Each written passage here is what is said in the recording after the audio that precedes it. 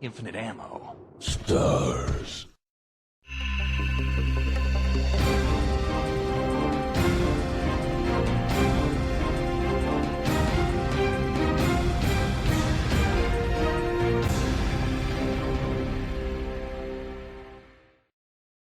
Alrighty. Hi, welcome to another episodic discussion. I'm here with a number of awesome guests and hosts, and we are going to be talking about the original Resident Evil 3. So before we get into that, let me introduce myself as well as all the guests. My name is BioDevil Dom, BioDevil_Dom, and then we'll just go down the list and introduce everybody. So first up, we got AK Austin. Go ahead and introduce yourself. Hello. It's me again. I'm back since last time. It's glad to be here. Resident Evil 3, one of my favorite games of all time. Same. Next up, we got Black Shadow.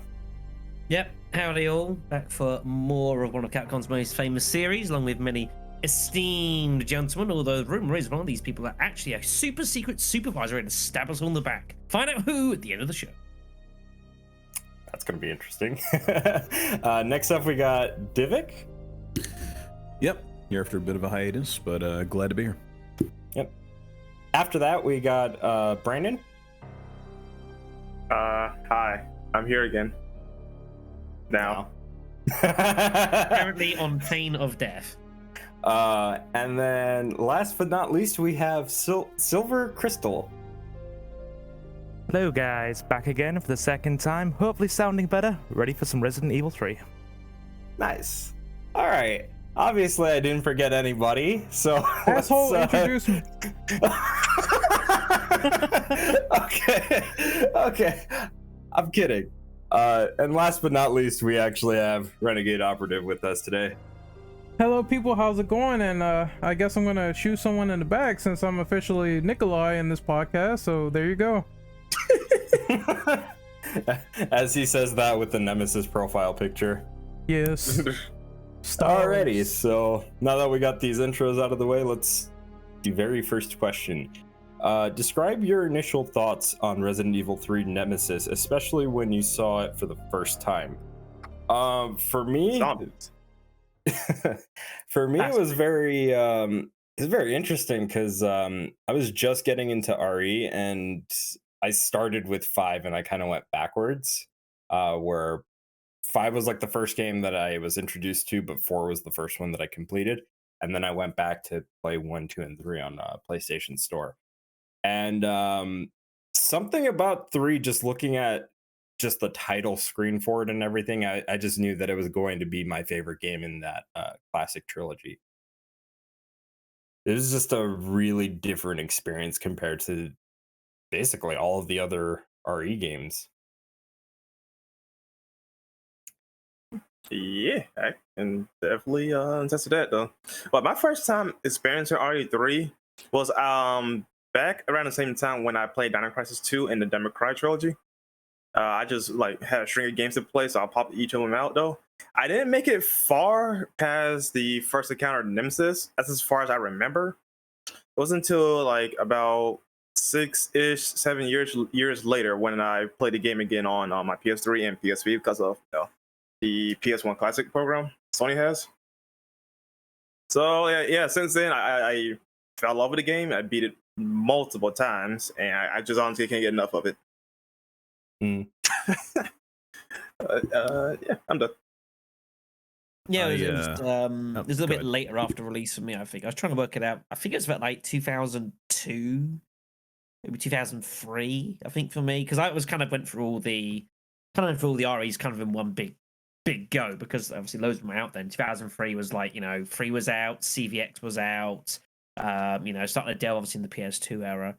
So obviously it's a bit more later on, but RE3 certainly out of the sort of its era, its generation of the fixed camera, certainly to me felt like the most kind of complete of the lot. If the Resident Evil 1 was kind of very trially, very blocky, kind of crude, and then 2 was the expansion to something much more fully fledged. Then 3 was like kind of, I think, where the series really started to play around with more of like the environment. Everything looked so much more better. There was so much more attention to like the backgrounds. Everything just felt so much more complete. So I remember my enjoying the game very much. I kind of oddly struggled with this game though. I think there is for people who haven't played this game before, there's an understated difficulty that I think a lot of people actually kind of forget about this game. Like once you played it a bit, it's fine.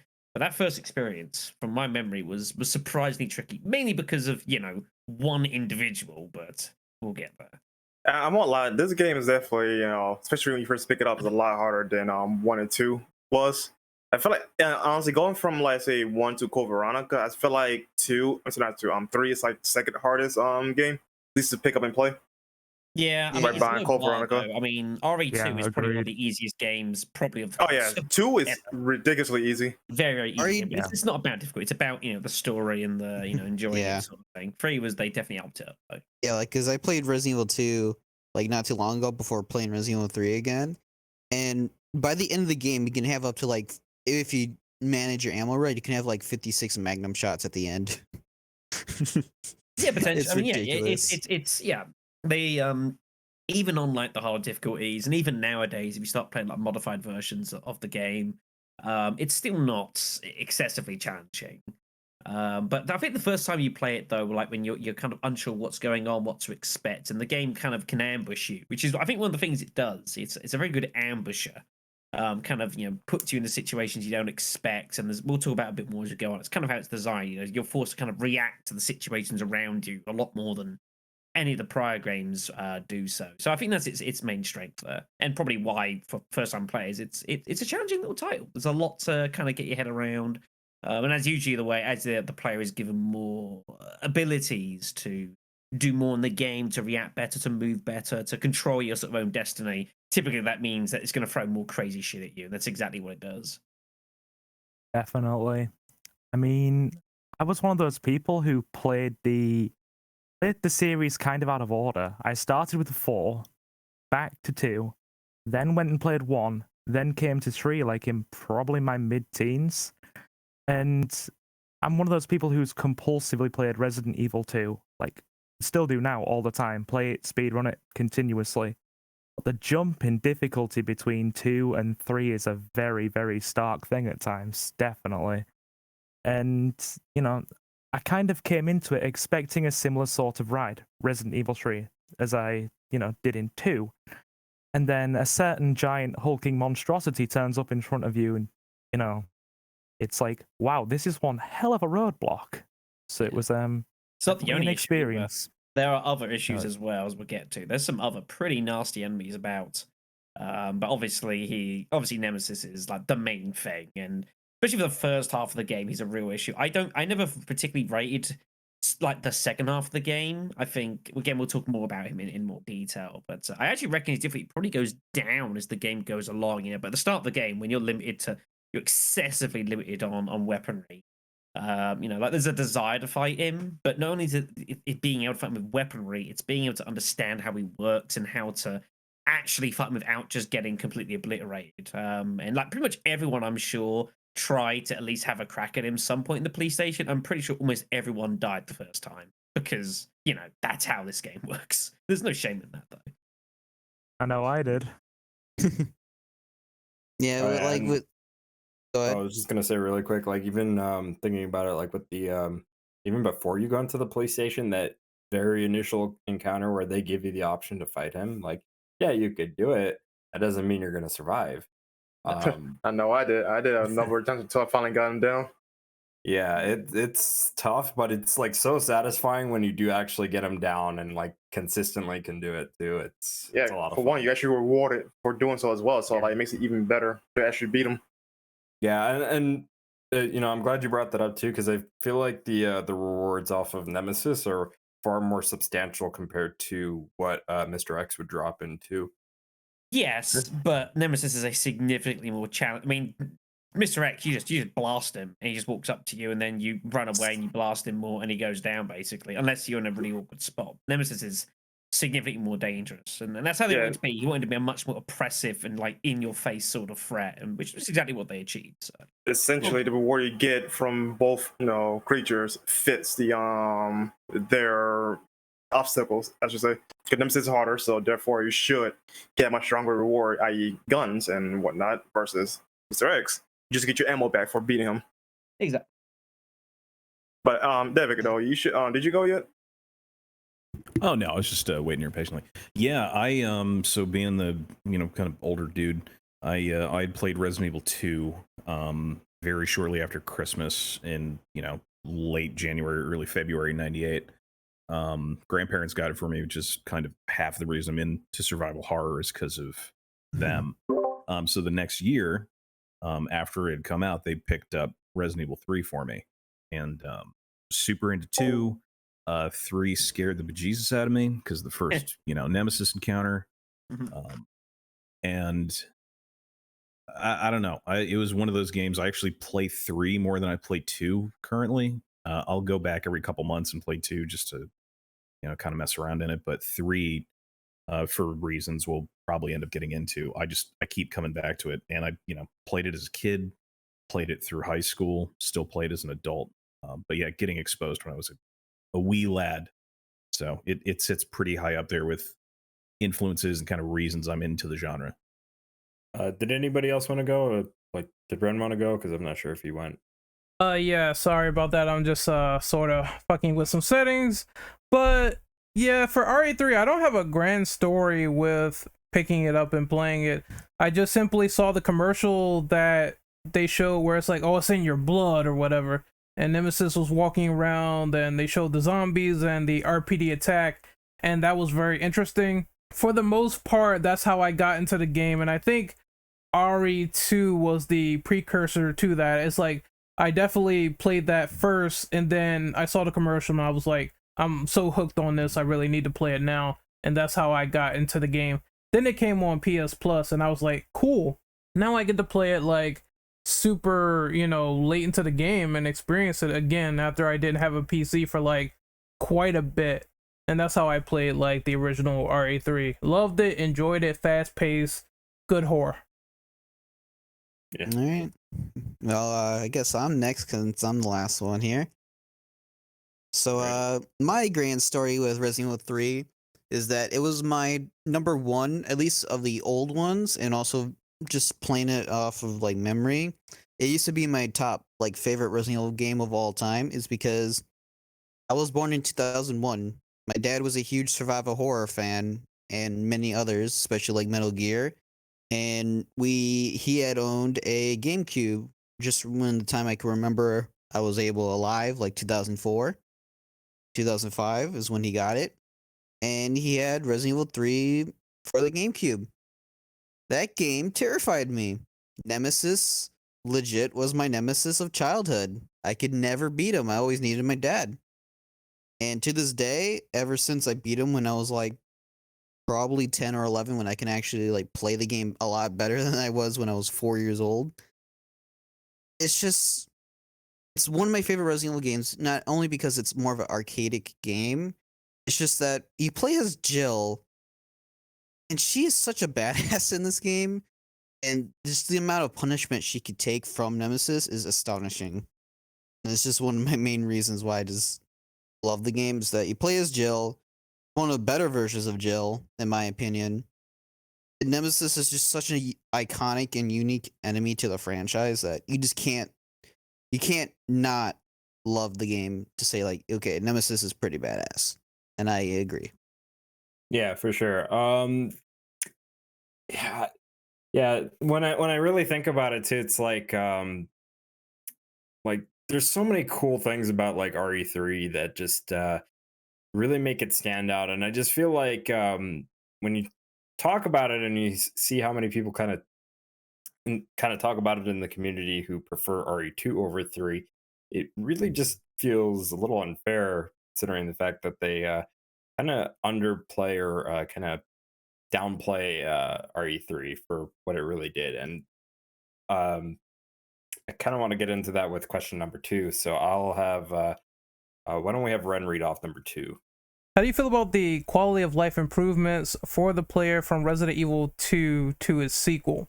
Examples include the dodge system, new varied enemies like the AR, custom-made weapons, ammo crafting, and the ability to create enhanced ammunition, the 180-degree turn, adding more action elements.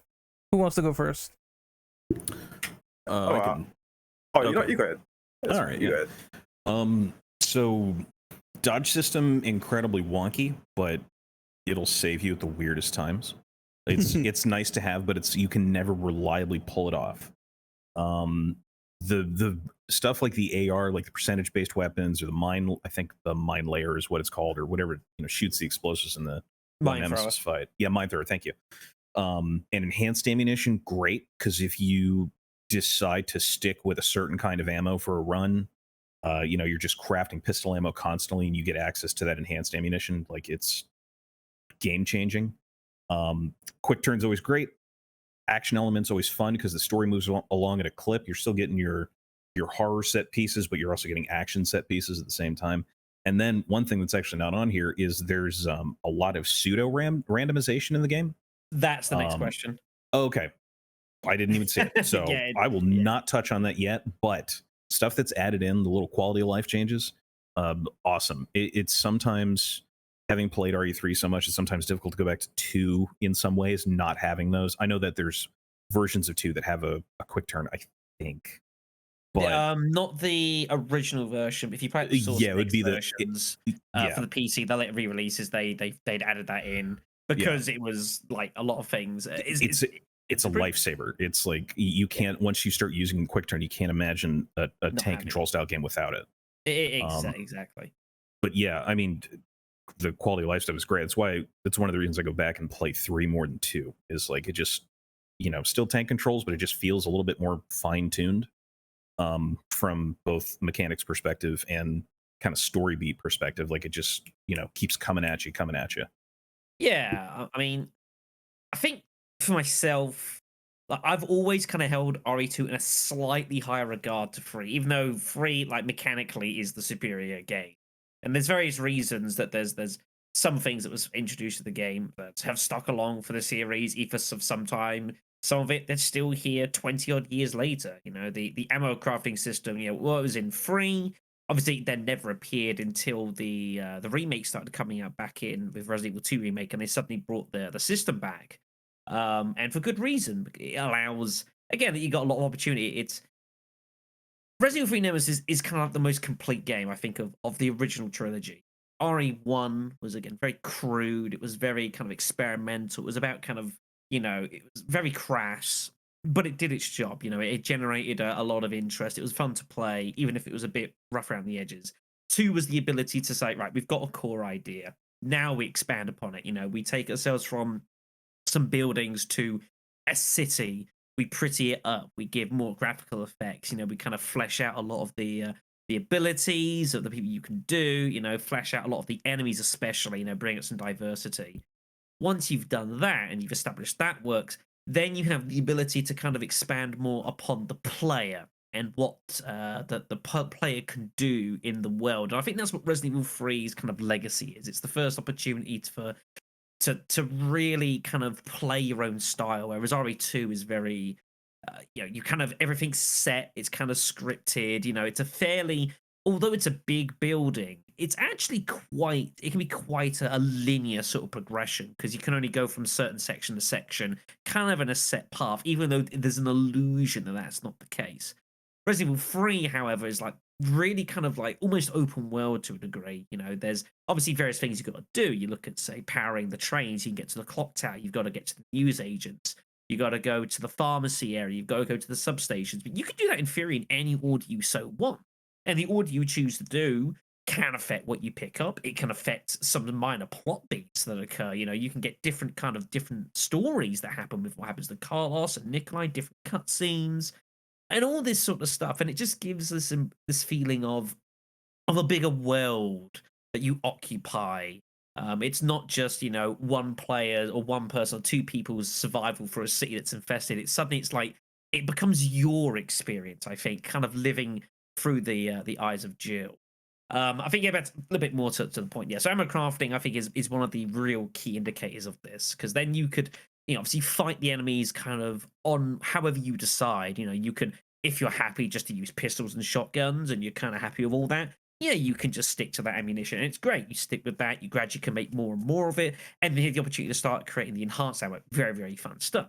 if you want to play around with some of the more kind of experimental weaponry, you've got your grenade launcher, you've got all sorts of different kinds of weapons of typed ammunition, your acid rounds, your fire rounds, all that sort of thing. You can play around with that. And it's a very simple thing to introduce, but it adds so much kind of a personalized sort of adventure to the player to play it in their own style. If you want to save up all your powders and just get a load of mag rounds at the end, great. You can do that. Fantastic. But if you don't want to, you're not forced to. And it just gives that sort of ability to play your own style, which I think is very kind of before its time. Nowadays it's like it's a given.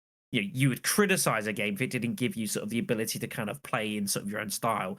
Back in 1999, it just wasn't a thing. This didn't happen unless you were playing like sort of RPGs. In these sort of games, you had a set enemies you had to fight, and you had to deal with them in particular ways. It was like the first opportunity for you to kind of, go for an apocalypse and fight it almost however you want to, which I think was fantastic. The other bits and pieces is all just kind of general things, the 800-degree turn. Yeah, of course, that's fantastic, and it made a big difference. I think the dodge system is a little bit misunderstood.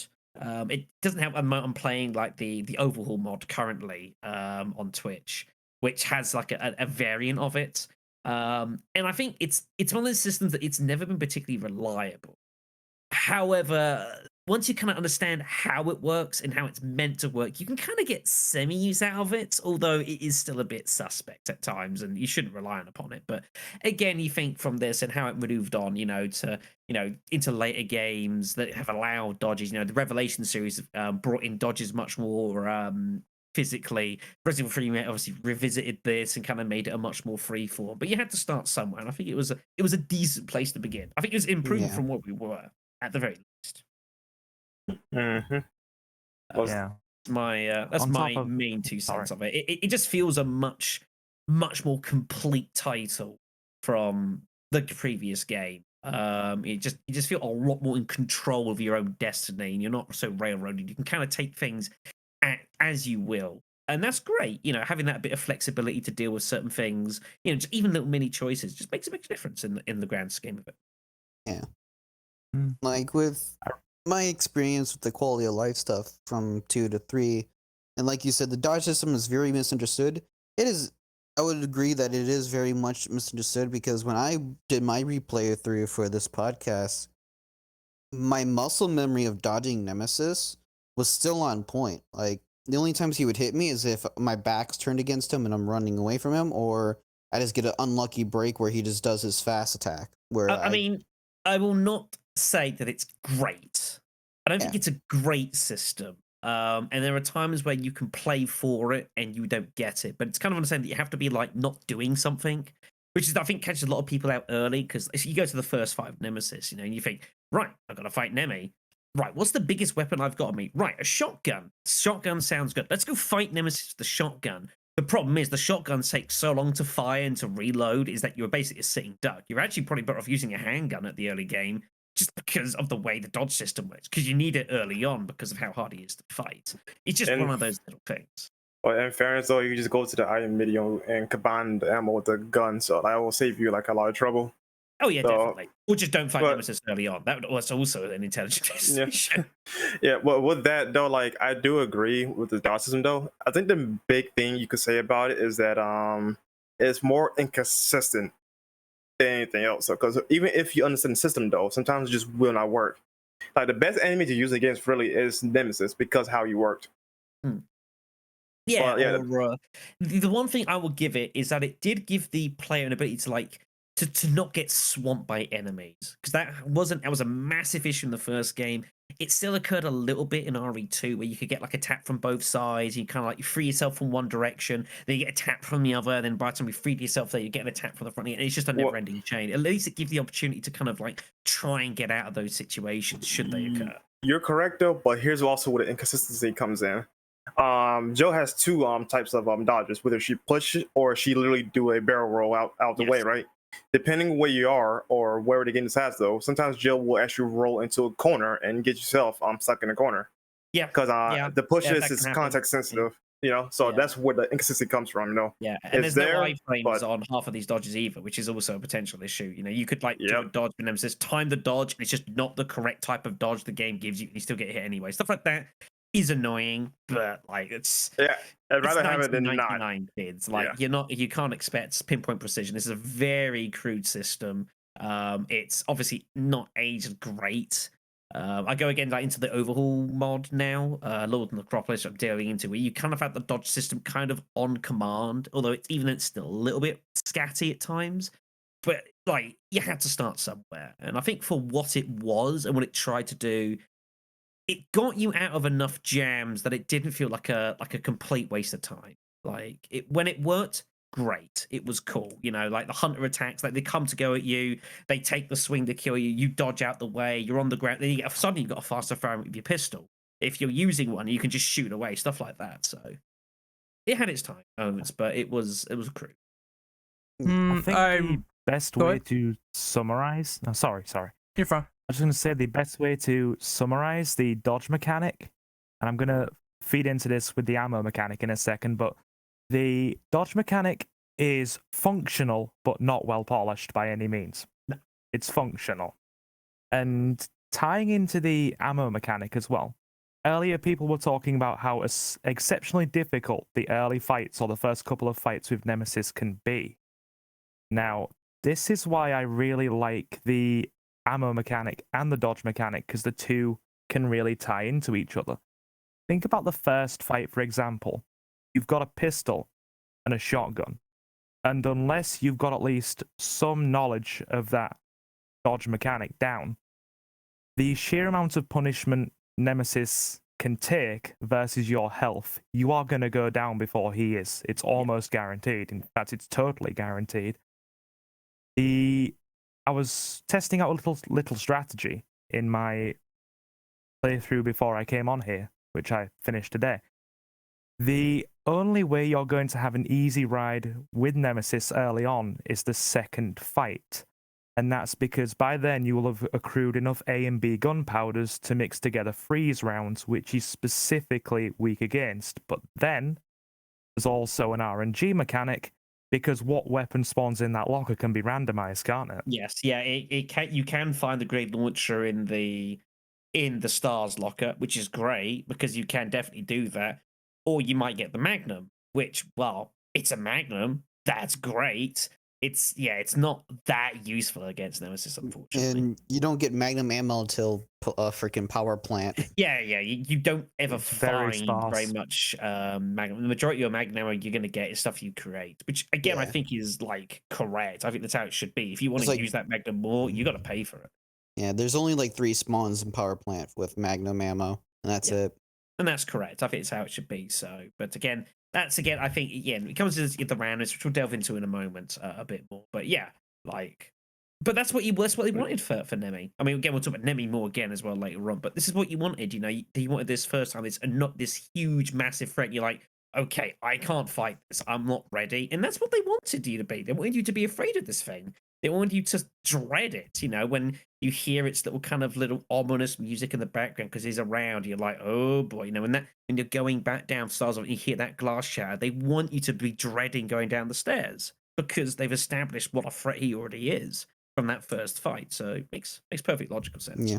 Yeah. But we're getting I off was, topic here. I was gonna say, as far as like the dodge system, like I think you guys pretty much covered that, but I do agree that it's one of those features that's just nice to have, even if it's not 100% consistent. Because usually when a game introduces a new mechanic, it gets improved upon with later sequels, and technically the dodge mechanic was improved upon in subsequent sequels like RE5, RE6, and I believe Revelations. also Revelations 2, and even Revelations 1. So RE3 being the first to introduce it, it's kind of to be expected that it would be rough around the edges. However, the thing that I think RE3 still does far better compared to every other RE game that has the mechanic, the custom ammo types and the ammo crafting, because no other game outside of RE3 has enhanced ammo. No. And it's kind of crazy to think that, like, you know, cool that, like, you know, say like the RE2 and RE3 remakes have them, but like there's no enhanced variations of those. There's no like reward of getting good and like saving up all those gunpowder kits or whatever capsules, and you know, just getting good at crafting one type of ammo to make like a more enhanced or beefier type of like handgun ammo or shotgun ammo. And Yeah, it no, really could have Brandon brings up a expanded point. upon that like As a- mechanic too, but Yeah. they chose not to. Yeah, I said, yeah, Brandon brings up a point actually just in our own chat here.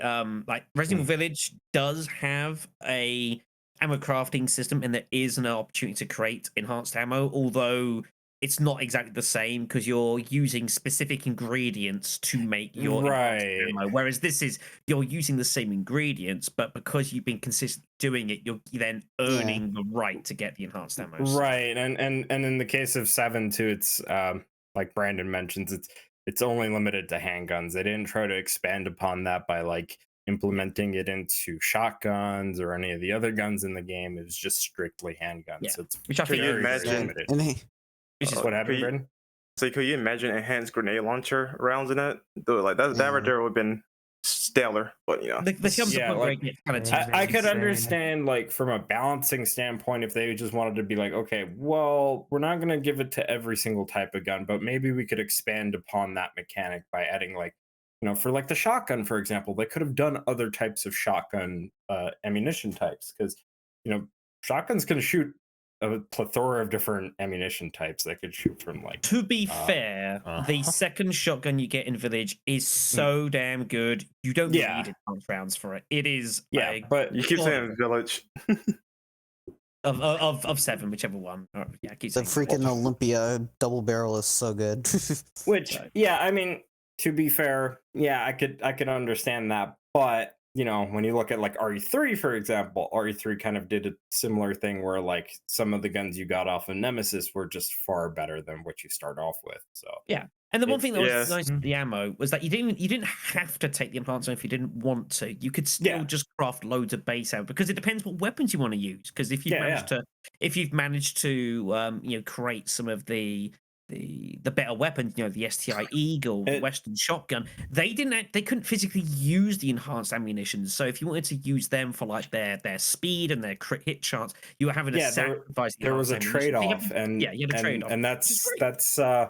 that's what makes it really interesting in like RE3. And then, like, admittedly, as much as I don't like RE7, what they kind of improved upon with that idea was just like, even though it was limited to handguns, every single handgun that you're able to use in that game is able to switch between standard and enhanced ammo, which is a really cool idea, because it's like, wasn't And on What top of that, though, the enhanced ammo is based like the stronger your gun, that the higher the firepower, that's the stronger your enhanced ammo would be as well. So you know, say like how RE3 does it. Which before I continue though, Ren, is there a question about the weapon sandbox in RE3? Like not independently? No. No. All right, good. No, it's a bit of like 3 and 2 we're talking about at this point. All right, well, good, because in that case, then I definitely want to talk about the weapon sandbox as well, since we're on this, since we're still on the But subject this, of this, yeah, enhanced weapons, this is ammo. all weapons, so this is all Yeah. weapons. Yeah. Well, I do love the way how 3 does it though, because all weapons are useful in a certain way. So like as Dom mentioned though, like the handgun and the shotgun you pick up from Nemesis are better than the starting ones you pick up, but they don't use enhanced ammo. But the trade-off for, like, say, the handgun, for example, it has a very high crit chance, and the damage on the critical shots can vary. It could be really strong. That can down Nemesis very quickly. Yeah, speed of fire is great. Yeah, It so plays into the dodge system as well. It makes it a very good weapon So- to use against him. So in terms of like RE3, right, how they handled it in that game is basically like there's trade-offs to everything. Like, yeah, you could stick with the basic stuff, get the enhanced ammo for both the handgun and shotgun, and you'd still be okay with either or. It's just really based on personal preference and what you kind of like to play, how you like to play the game. And this is great. So For 1999, I think this is really good. So, you know, in that regard, like, it's just one of those one of those mechanics that I like that 3 was the game to introduce it. I just wish that more games in the series expanded upon it, and it's a shame that only really. Yeah. I mean, 2 I guess I games kind of of it. agree. I mean, like CVX, you could like had like a vague element of it with like the crossbow bolt, although that's not really the same thing. And then the series kind of Yeah, dived into this and different direction, delving into like buying and Resident Evil 4 and RE5 and that sort of system. It just yeah, and that's kind of where, like, for me personally, why I find 3 so enjoyable. It's like 3 does a lot of things that like Code Veronica and 4 just don't do, and that's, to me at least, makes it a much better game to play by comparison, because it has just so much that you can do. This is why I was so thrilled to see it make its return in Resident Evil 2 remakes. I was like, thank Yeah. God, because it fits as well, and it's such an easy mechanic to throw in for the player, because it's such an easy thing to scatter around and reward that extra exploration, to get these gunpowders, and then you can use them as you so see fit. It's just such an easy reward for the player. Like, it's just such a simple system. Yeah, Mhm. and as far as like before we wrap up this question, because I know we probably got to move on, but like for them adding in like the action elements and also the varied weapon types, like, well, as far as like them adding more action elements, I thought that made kind of sense, because like, or made quite a bit of sense actually, because when you really think about it, like RE3 is kind of like the aliens for Resident Evil when you really think about it, because you have RE1, and it's, if you're specifically focusing on Jill's story, right? You have a character that goes through this traumatic event in a like remote, isolated mansion, and seeing her like, compatriots all getting offed by like undead monsters, and then here she comes back, scarred with like all the PTSD and just knowledge of how to take down these things in a follow-up game, and she's just not going to take anybody's shit for it. So I just feel like making it a bit more of an action game makes sense in the context of the story. Yeah.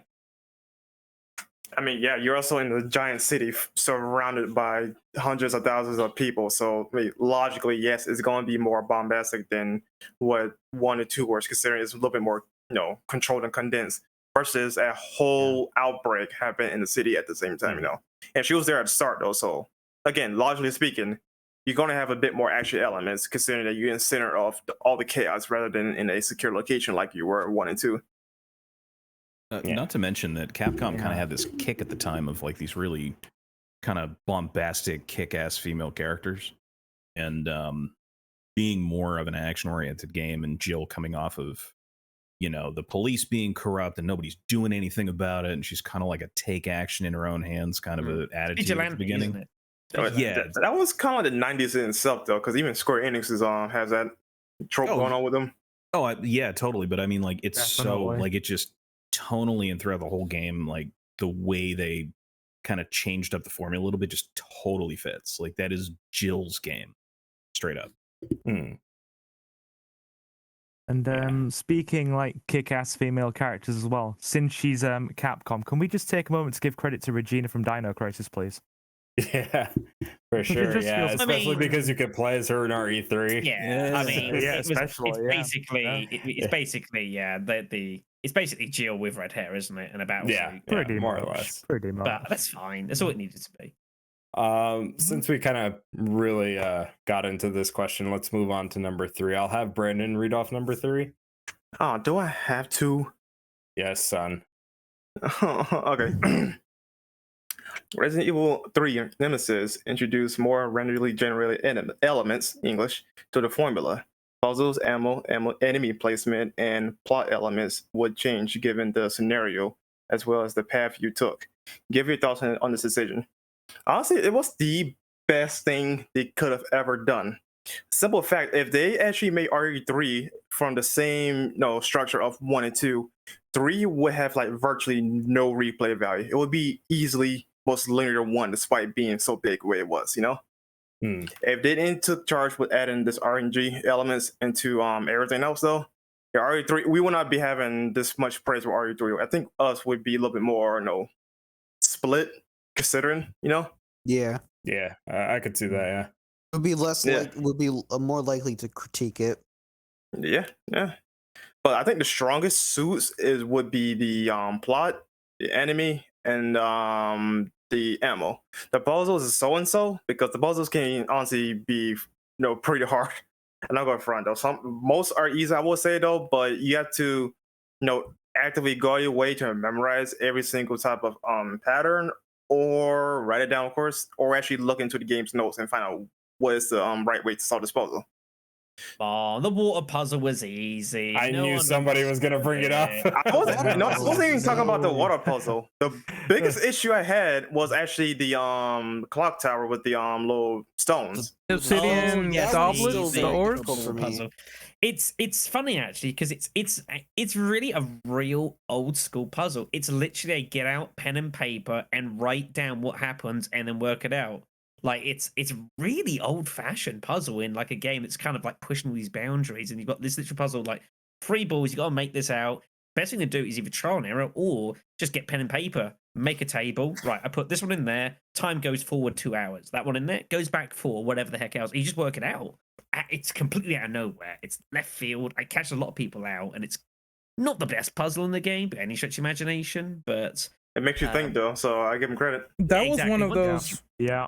Yeah, that was one of those puzzles where it's like I didn't really get any pen and paper out. I just sort of like solved it randomly sometimes you because do. Sometimes you get that's that. how it is for some of the puzzles in the game.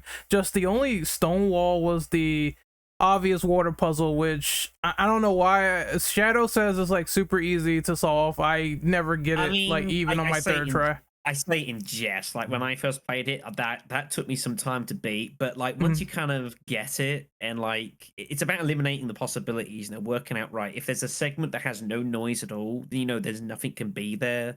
You look for segments that have got like 3 bits in it, and everything must be in there. And once you've established that, it usually gives you maybe 4, maybe 6 different possibilities. And you just kind of go from there, basically. It's just getting it down. Also, the game likes to really screw you sometimes with the whole RNG element, because from what I gather and how the game screws you, what they like to do is they like to make it where there's a lot of enemies or hunters everywhere, or there's like a bunch of zombies, where it could either be easier or harder depending on what you're doing. And I also like had situations where ammo was like completely gone. When I replayed it again, it was there. I was like, what is this? So the beauty of the RNG though is that you can actually manipulate it into your favor with the enemies. At least you can easily exit a room depending on certain areas. I'm not sure it applies to all areas though, but you can leave the room, come back, and you get different enemy types. Like for example, the park, right? I had it where I got leeches most of the time though, but another run I got hunters. So I just like, nope, back up. Let me get leeches or zombies and then get the fuck out. The park is the Some worst spots part. where you can sort of like try and recycle the RNG, but it doesn't always work. Yeah. Something that I honestly like about this game is the fact that it's very RNG heavy. And I know that kind of seems weird because like usually when you think of RNG stuff, it's like nobody really likes it. I mean, at this point, every speedrunner in existence now despises you. Right. Yes. So, but I don't really care. But like, I can just just that though. Like, it's one of those things that I really enjoy just because of the fact that it's like it can really throw you off, and it makes the runs a little bit more interesting, especially if you don't know how to abuse that. And also just to kind of going back to like talking about certain plot points changing and just things changing throughout the game. I think what RE3 does really well, and it's kind of something that they've further expanded upon that was really only ever done in 1, was having your character kind of do things in any particular order that you want, and it would change out how things play out. In RE1 it's very limited, but like certain things that you do, like if you go out of a certain hallway, you might run into Barry in a certain instance that you otherwise wouldn't have, right? Or you might not have him pull you out of the trap door room where you got to get the shotgun out of that room, right? So when thinking about that, and just looking at like RE3 is just like, yeah, just go do whatever you want and kind of just figure it out. And you can, if you want to go into the restaurant in the beginning of the game and meet Carlos there, you can, or you could go to the newspaper out, or what is it, the newspaper building? Newspaper agents, yeah. Raccoon Press. Yeah, and just meet him there, right? So it's like things like that. And then, you don't necessarily have to tackle all of that in the same order, and you could pick all of the different choices with like live selection, for example, which really changes up how that game is going to play for every single person on every That's the single next run. question, by the way. So Yeah, it is. yeah, it's just well, there's Good. one thing I want to add too, though. But sometimes, though, like it's better just do the path of least resistance or the path that's just naturally better. But the fact that we can just completely change up the narrative in the way we want to for these segments, like, it's a welcome addition that I wish more games did, and I wish Remake 3 did it. Like that would have Yes. been fucking stoked. And to brought it the back. amount of people that like, I remember when I did my series on this way back, that kind of like I only played the game in one way, because you kind of like you feel it, you play through the game, you don't, however, and it's like how you approach it. And amount of people who didn't realize, like especially when you're going to get the train parts, for example, because almost everyone would normally go to like the gas station first, or to get hold of the oil there because it's the nearest place. But if you're willing to go all the way around and go to like the pharmacy area first, and just like how it completely changes the plot, how Murphy dies, Carlos finds him instead of Nikolai or whatever else, then like Nikolai ends up exactly, yeah, Hey, and being that's what I was talking about. Exactly, and it's cool that they went to the detail to do that, because you don't have to, and they hadn't done You this. really don't. And I think again, Like- this adds this kind of like this idea of kind of like world building, and how like your actions are kind of like affecting what goes on around you, and just that immersiveness. And on top of that, though, like the gas station, for example, like that alone has like variable sequences on how you can handle things. Like let's say with Carlos, for example, right? No, he decided to run outside and start, blasting zombies, right? Yeah. You can actually go out there before you finish the puzzle and blow up the gas station and check Yeah. on him, and then he'll leave that way. Yeah. Or you can solve the puzzle, do your thing, and then beat him outside. And it changes up the sequence. Same thing with Nikolai. You could do certain things. Before or after you solve the particular puzzle. Just that one spot has like at least like what 5-6 different Or even actions.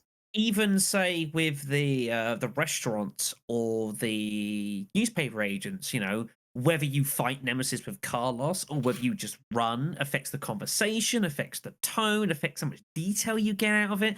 Where you actually do it affects the conversation. They talk about slightly different things in both places. Like, it's really, really cool. And not a lot of people, especially at the time, and even now, not a lot of people realize that that's a thing that you can do with. It's less important later on. Once you get towards the clock tower, everything becomes a much more, what's the word I'm When looking things for? start winding down, yeah, like It becomes a lot think- more focused in one route. But for the city, like you can take it on almost at your leisure and however you want to decide, and that's great. Even the power plant.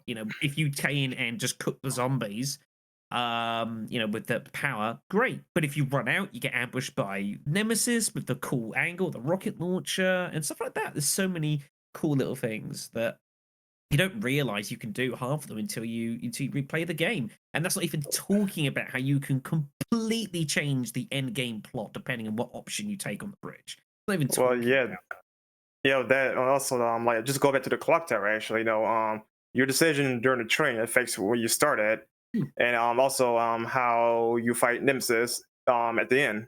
Yeah. Of course, ignoring the middle part, like if you don't push Nemesis off the clock tower, for example, he'll actually tail you throughout the whole clock tower for the rest of the game until you activate the bells and run outside.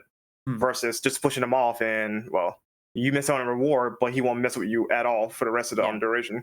Exactly. It's loads of cause and effect, which I think is it just gives so much more immersiveness for the game. Yeah, and I think like with that in mind too, it's like one of the great things about that is like, even just going through and doing those smaller things that would impact the story. It's one of those things where I just feel like this is why RE3 is so good in that sense, because every like subconscious decision you might make is really RE3 is kind of like a choose your own adventure when you really think about it, because you get to choose what happens in that story as you're progressing through it. And like no other RE game has ever done that, really. I mean, sort of a little bit with RE1, but it was so very limited, and RE3 just kind of takes those aspects of RE1 and just really expands upon it and just really runs with it, and that's why I really like RE3, for example, in that regard. I have a question, just a little observation as well while we were talking about stuff like this. Do any of you guys feel that they made the whole multiple paths, different ways of doing things, a deliberate choice for the purpose of replayability? Because comparatively to 2, like 2 is a much longer experience by virtue of A and B scenarios, and if you do A and B scenarios twice, you've got a pretty long game. Whereas, as been said by Brendel earlier, if you just had like 3 on its own, it's pretty much A, B, C done without the potential for branching paths, isn't it? If you just had one way of tackling it. So do you think? I think it's a good point. Even choice? Resident Evil 1 had like Chris and Jill. Hold on, Shadow. Brandon wanted to say something. Yeah, I can kind of confirm this though. I remember an interview some years ago by Contagion though. I'm just going to paraphrase it because I don't remember verbatim. I forgot to watch the interview again. But I think that was actually done on purpose so that can increase the replay value, because of Resident Evil 3 was more on a budget in contrast to Resident Evil 2, which is why Resident Evil 3 came out the way it did, because they knew they only had so much, so they decided like let's pack it in with so much content and replayability versus like stretching it out with like having say 2 characters or just having a long campaign in general. So it was deliberate. The way it was. That and 3 was made in a much shorter space of time, wasn't it, comparatively to 2? Yeah, I think it was roughly 8 months, I think. 8 or 9. It's not much more than that. Yeah, it was definitely shorter compared to the very short development. And considering that Resident Evil 2 had technically 2 dev cycles, because they canceled the the 1.5 version and just made a whole new game afterwards. So like 3 by comparison had a much shorter lifespan, developer lifespan. Yeah. All right. Did anybody else want to go before we move on to question number 4? Yeah, I want to touch on this pseudo randomization, but I mean, it's pretty much everything's already been said. Yeah, give me a take. I love 2 a lot. Love 3 just slightly more because of that randomization. Like, I can do runs and I will get dicked, or I can do runs and I'll just sail through the game. And it's just really just having a little bit, one of the more popular mods for Resident Evil games now, as I understand it, are randomizer mods. Just having a little bit of randomization in it, like you can run through the same game 10 times. Just having that little bit of RNG like really changes the experience, and it just makes it more fun to roll through. And then when you're done, because Resident Evil 3 is so short, you're like, I want to boot it up again and like see, what happened, how much ammo or how much gunpowder or whatever I get this time. Like it's just one of those things that makes it one of the reasons I keep coming back to it is literally that system. Like I was about to say, like Shadow here has a good deal of randomization in Resident Evil at this point. You just get used to it after a while. But yeah, if you want to see like how randomization can improve a Resident Evil game, then the Resident Evil Remake Randomizer by Ben Powell is the definitive example of how just a little bit of extra variety just completely changes things up. Or you can just go all in and just like lose your mind. And it shows, there's a reason why this sort of stuff exists now. Nothing streamlinable, from everything from loot shooters to, God knows what else. There's so much randomization now because it personalizes your journey. It gives kind of a distinctiveness to your own experience, and kind of like makes not all the gameplays ever the same. And if you ever want to replay a game, you're like, great, things are going to be different this time. So you've got that. You don't have to worry about that. Makes perfect sense. The other thing about randomizer, especially for Resident Evil 1 randomizer, was it the Impossible Run, Shadow, where we figured out that Barry has broken the game at certain sections that you visit? Yeah, there was some weirdness. You find out a lot about how games actually work under the cover when you start randomizing things. You find all sorts of things that occur. So Yeah. Because I was there and I was like also there like helping you like decipher what the hell was going on with the run. yeah, but it goes to show. But anyways, we're It was coming ridiculous. off here. As I Alrighty, why don't we have Divik read off number 4? Sure thing. There was also the introduction of live selection. The screen would fade to white before you had to make 2 split-second decisions before taking damage. Did this benefit the game in the long haul? Short answer, yes. Yes. I mean, probably. I always felt a little bit gimmicky to me, but it served a function. It was a way of kind of like, even if you weren't like particularly experimenting with kind of with exploring different paths, it was a way of kind of trying to force it upon the player if you weren't even experimenting. Again, it's more opportunities to kind of take different paths, which is all cool. Felt a little gimmicky to me, but I think it was perfectly fine for 1999. It did its job. I think like thinking about it like from the perspective of how they were developing it, they might have thought like, oh well, if we don't have this in, the player might think that they can't like just leave the room and not deal like not well, how should I say it? The player might think that they're forced to have to fight Nemesis every time he shows up, right? So if they have those live selection moments, they can think, well, I could run in this scenario, or I could actually fight him and really choose that. Whereas like if they, you know, like back then when you didn't really have like the internet wasn't as popular and used as widely as it is now, right? Nobody would have been like, oh, let me look this up on YouTube and see if I could just leave this fight or whatever, right? Or how I can deal with this.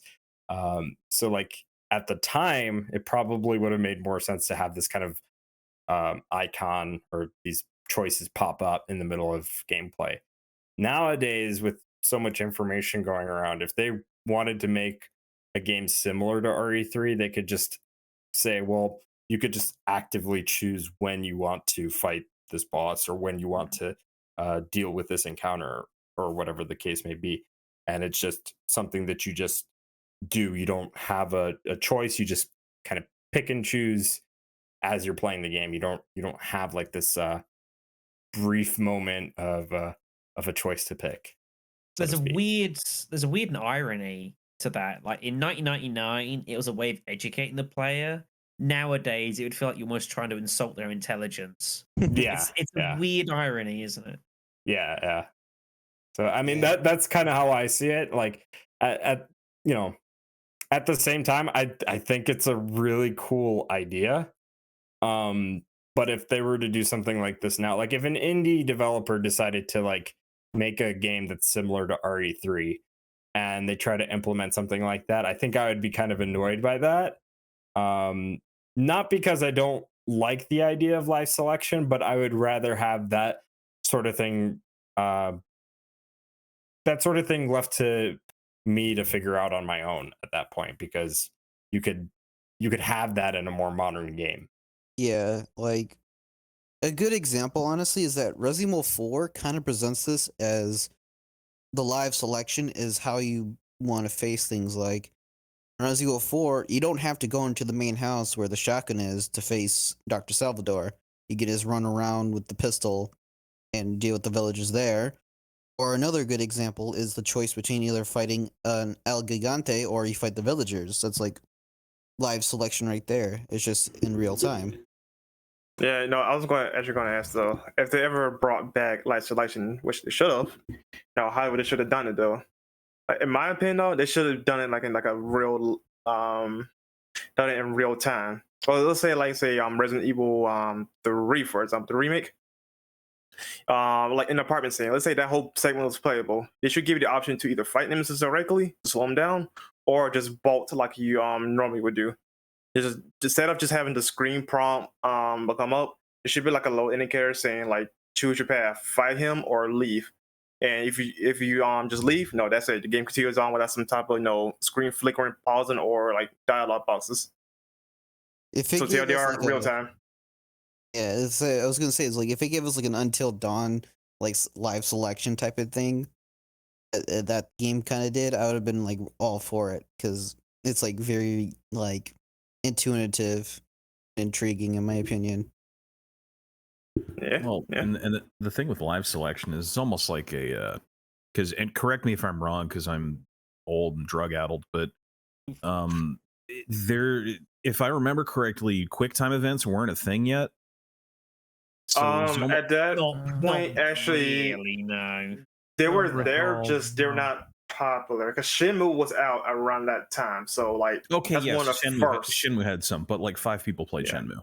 So It's not Oh, even. but yeah, it's not My very dad prevalent. played shit. But Yeah. like you look at Resident Evil 3, like you were talking about Resident Evil 4, like that essentially is the replacement for a live event right there is QuickTime event. So with the live selection interesting from a narrative thing because you could see different movies and you could select different things and kind of deal with different choices. Like that part's interesting. Obviously, it's something that's kind of in its infancy, and you can get. I mean, you can play entire games that are basically live selection, like Telltale games at this point. But they Sure. essentially were a precursor to like QuickTime events. So if you want to talk about long run stuff, God, I hate them. But at the time, given like the stuff that Capcom was trying, with all the different things they were doing in 3, I think it services the game just fine. I mean, it's a little, choose your path. This is how it diverts kind of a thing. It's just it's a neat little thing. I never gave it like too much thought. I mean, QuickTime events. Resident Evil 4. Nightmare Fuel. No. that it seriously is. But, like keeping it on 3 though, I'm actually gonna speak to the credit of the live selection system. It can, at least for somebody who's played through the game a couple of times previously, if you've got a rough idea of where things are going to take you, also be used as something of a strategic choice. Because say if you've got to a certain point in the game and you've used a lot of ammo, but you know that Nemesis is going to be turning up again soon, you could actually, some of these options can be used to essentially get Nemesis out of the way and save yourself trouble in the long run. A prime example is pushing him off the clock tower. It removes him from the equation for quite a while. It can be a good strategic choice for, making your gameplay actually easier. Definitely fully agree with that. Mm. In fact, that works in favor of like the ending as well. If you don't jump off the bridge or push Nemesis off, like you don't have to fight Nikolai as a potential boss fight at the end of the game. He just dies by the hands of Nemesis, and then you move on as planned. Versus I just if you jump off, yeah. So yeah, that's a good point. That is also a fair point. Strategy, good it can save you. I mean, I kind of gave my 2 cents already about it, about the live selection. Yeah, in the game, in the question itself, did this benefit the game in the long haul? It did, for like the time it was. Like even now, I still pick pretty much the same choices, which is fight Nemesis because it's a fun blast to fight Nemesis in the game, especially when you're a lot better now than then. So yeah, that's just my 2 cents on it. All right. Well, in that case, then I guess we can move on to the next one. You want to read us number 5? Yep. Right. You want me to read it? Yeah, go ahead. All right. Narrator voice on. Since the player got enhanced, so did the enemies. Tell us how you feel about the various enemies, both old, like the zombies and dogs, to new threats like the Drain Demos and the Return of Hunters. We're saving Nemesis for later. I guess I should start this one. Yeah, you get enhanced because you have quick turn, enhanced ammo, crafting ammo, all the sorts of things. I think like enemies like the Drain Demos, the way they're depicted in this game than in remake, like just the comparison, they're just these big hulking flea humanoid creatures that are just pretty annoying. At the time, I thought they were like, oh, these things are creepy and cool. Then when you play like just normal play, you're like, these things are just big and just get in your way, and they do ridiculous amount of damage if they grab you. Like one grab can almost get you in caution. It's ridiculous how strong they got, especially with the brain suckers. Ugh. I do think that's kind of like fair balance in a way, because the question is like you the players actually a lot stronger now than like the previous 2 games with those characters, right? So they had to find a way to balance that out, and I think having like stronger enemies But also another thing too, is like how many enemies are on screen at once. Because depending on the location and the type of enemies, you could fight like say like 7 zombies in one location versus like 2 drain demos with brain suckers in one location. Or if like in the park, for example, you could run up to I think was 3 hunters in one location, or like 3 dogs or 5 dogs, something like that. So I think the game does a good job balancing out how strong the enemies can get or how strong they are, and the amount you fight at one time on one screen. Yeah. I mean, it's an arms You mind race. if I go really quick? Yeah, I mean, go for it. So admittedly, I actually really like that they had more like stronger enemy types, because to ramp up that difficulty and really kind of challenge the players that are returning from either Resident Evil 1 or even Resident Evil 2. And one of the things that I actually really liked about 3 was the fact that they were like, hey, we're bringing back a recognizable enemy like the hunters, but this time they're different, and they really built upon those variations by introducing the beta and gamma types. So and admittedly, as much as I hate going up against hunters, I do like that Resident Evil has consistently brought those enemy types back and try to reiterate on those and redesign them, do all sorts of different things with them with each entry. So I think that's a really cool addition. But that said, like I think given the context of RE3 and how much they've enhanced the overall gameplay, it kind of makes sense for them to introduce so many more difficult enemy types to go up against. And admittedly, I would be lying if I said I didn't like a bit of a challenge. Mm-hmm. Yeah. I mean, Like, What's up? Oh, sorry, Brandon. You probably wanted to go before me, right? Oh, that's fine. Go ahead. Well, I was gonna say, like, it's one of the reasons that I appreciate the often hated Resident Evil 0. Is when you start getting creative with your monsters. I like that. I like weird creature designs. I like the drain demos. I like the hunters and the hunter gammas. I like the stupid worm as much as it sucks to fight. yes. I like, give me weird creatures. Give me like crazy like dog, hyena, elephant. Like one of the reasons I love Outbreak is like, give me crazy stuff. Give me zombie lions. I don't care. Like I love that stuff. No, you see, but real quick though, with that though, like thing like in contrasting to 3 and 0, I think 3 was the better balanced game when it comes to like enemy types though, because some of the enemy types in 0 is just flat out suck because of how poorly designed they are. Get like the eliminators, right? They can stun like you to death and just kill you in the corner, you know.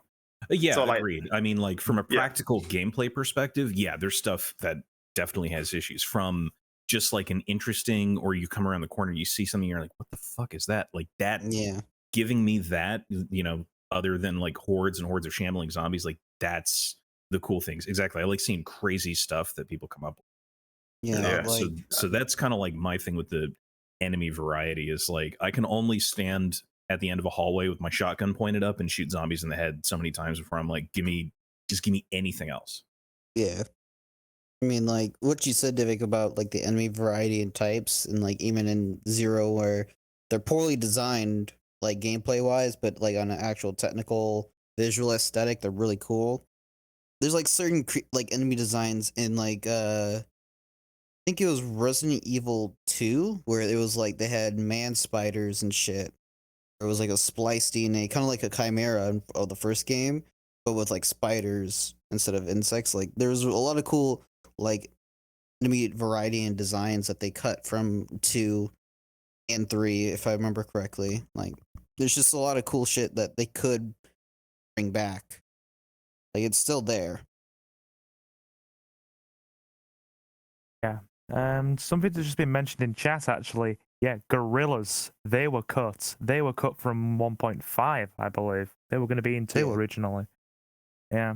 And I just want to add as well to the conversation we're having about the enemies, dialing it back to the most simple enemy of all, the zombies. I, replaying 3, was very, very surprised that, you think, on average, oh, it's just a zombie. It's not going to be a threat.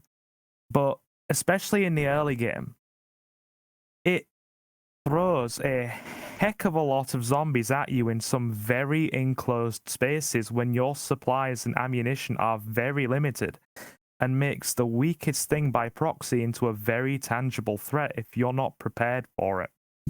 So I think that's something it does well. On top of that, too, sometimes the zombies can go turbo, as like the community call it. Yeah. They could go hyper aggressive and just run right at you almost immediately. And there sometimes could be a low tanky because zombies like to flinch backwards when you shoot them enough time. Sometimes zombies just will not go down without like at least another 2 shots after that first flinch. Because normally they just go down immediately after they flinch, but no, like these zombies are a little bit more resilient than what you see in the previous games. I mean, you mentioning that there, I had an experience while replaying, and I was near the end in the park this afternoon while I was playing it. Zombie took 3 grenade shells to go down, and I have never seen that before. 3. Really? Yeah, because the burst work, like that definitely can happen. Yeah, it was regular grenade rounds, and it took 3 of them. That really caught me off guard. I was like, okay, 1. And it's like, okay, 2. Sometimes that, sometimes they'll take 1. Then I was like, oh my god, it's taken 2. Am I really going to have to use a 3rd on this thing? In the end, I just got the shotgun out to finish it. I wasn't going to waste the shell. Yeah, exactly. You probably should have done that in the first place, because that's their biggest weakness. Is the shotgun. Blow the knees off. Yeah. I mean, I usually just aim up. I just wanted to be flashy for the sake of being flashy, because I'd actually saved up an abundance of shells. So I just wanted to use a couple of them.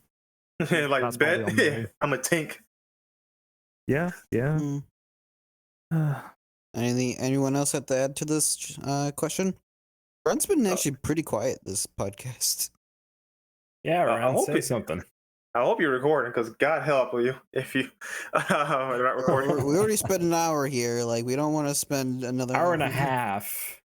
Oh, I was waiting for you guys to finish since it's taking a while. Yeah, apologies. You got anything to answer this question? Which question is this? Number 5. Okay, so the enemies are pretty, I don't know, they're really like weird in this game. Like, some people mention about the enemies like doing the fast walk, the zombies, and I fucking hate when they do that. I got in enclosed spaces like before, and they just completely walk on me and they kill me. But one of the worst things like about some of them is the fact that they really do like to fuck with you with the RNG.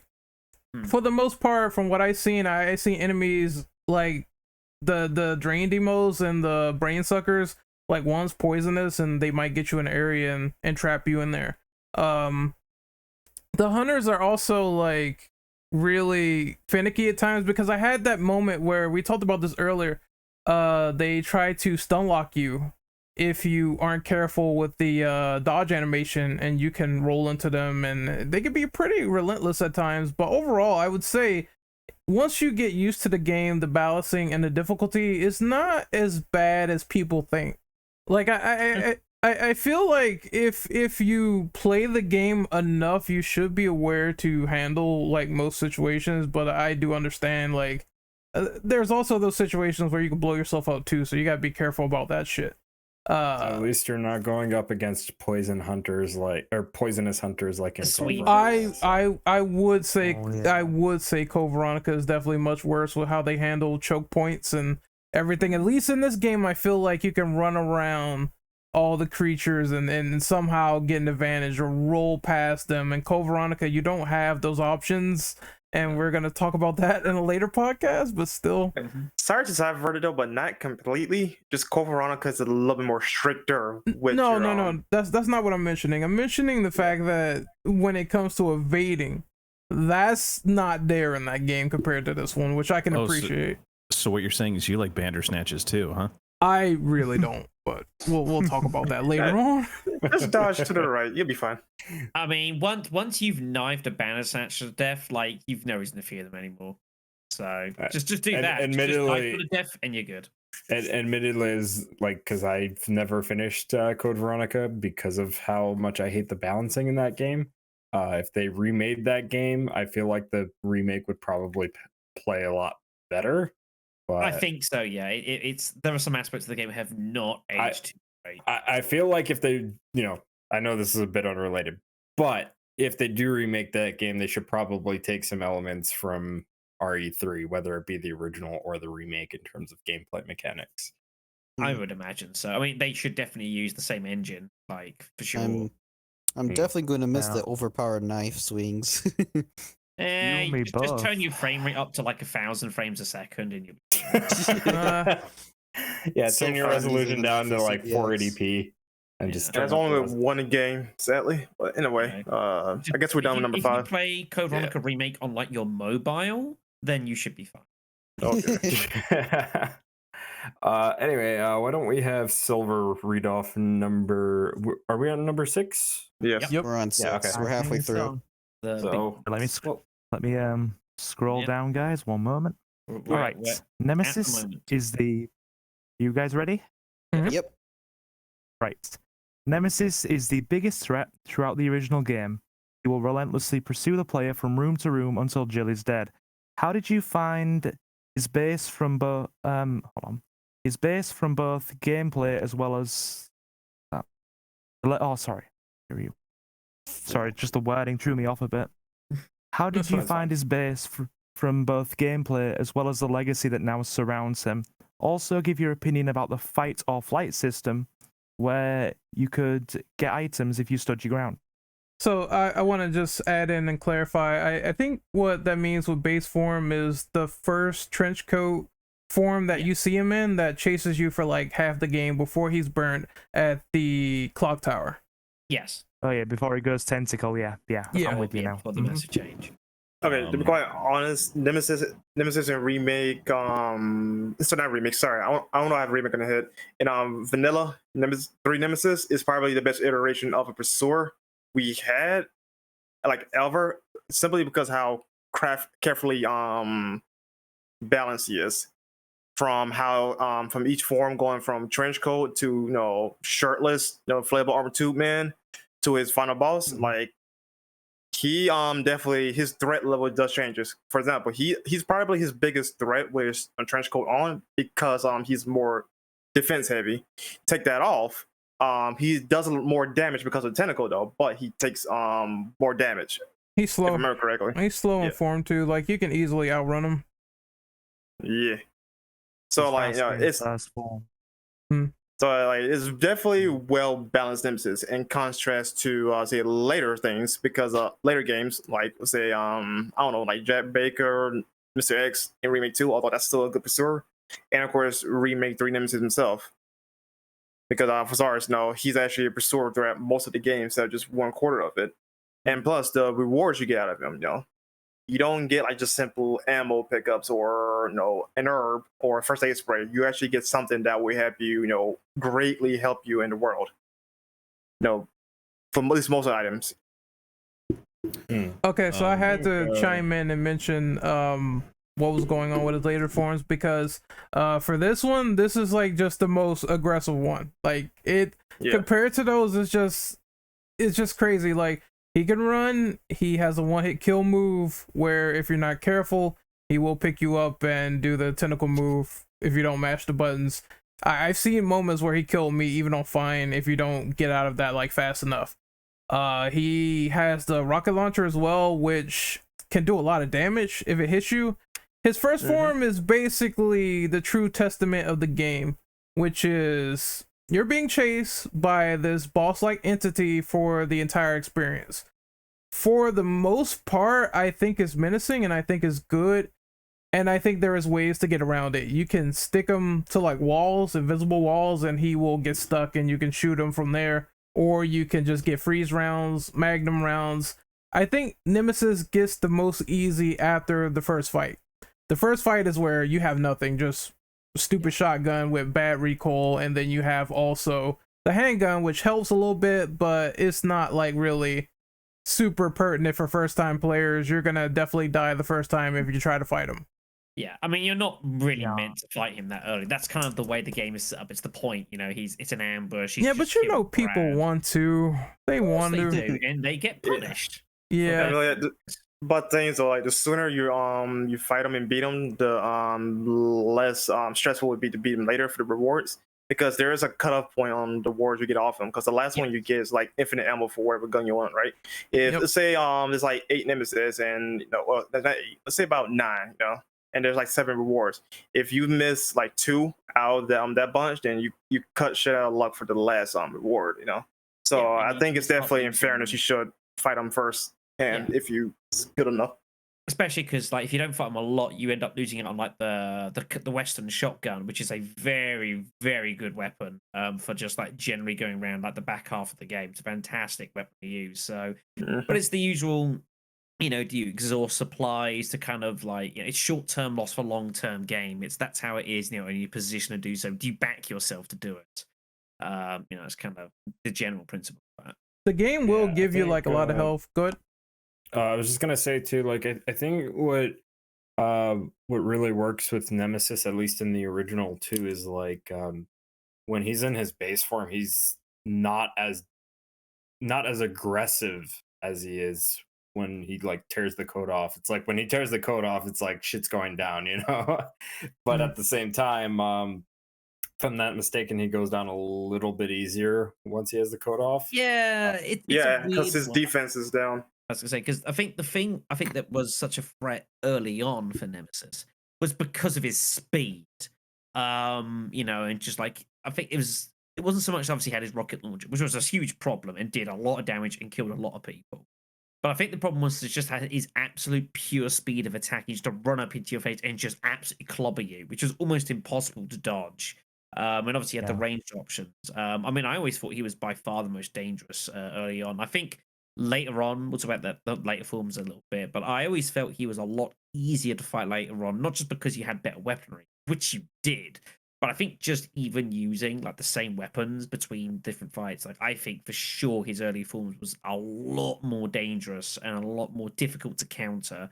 Whereas in the later game, he later on he starts attacking a lot more kind of it's more damaging some of the attacks, but it's a lot more deliberate. It's a lot easier to just try and generally avoid having to make use of a very temperamental dodge system, which if it worked for you, great. But if you just get like backed into a corner, you're completely screwed.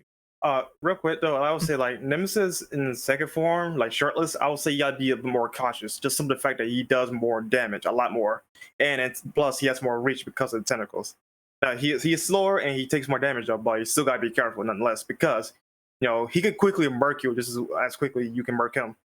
Yeah. Oh yeah, it's kill or be killed stuff for sure. Like, the point I need to make it real quick is and I'm sorry to cut you off, but the point I want to make is I think the only issue is that you're gonna have like first time players and everything is figuring out when he appears, because there will be moments where it's like I'm running through the city, I have like no ammo, I'm trying to figure out what to do, and then he shows up. So you're gonna want to know where he is at like all times, if you can, learn your routing and everything, because once he shows up, then it depends on how much ammo you have, health, etc., to take down Form 1.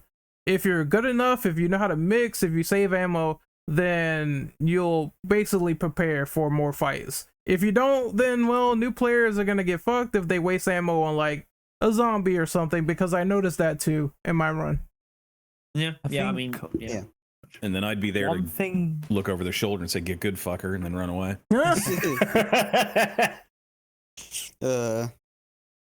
I think one thing you really have to be, or you get the opportunity to be more mindful of, exactly as you were saying, is as somebody, or if you're in a position of being somebody who's played through the game a couple of times, you have the opportunity, you know he's coming in most positions and have that opportunity to prepare.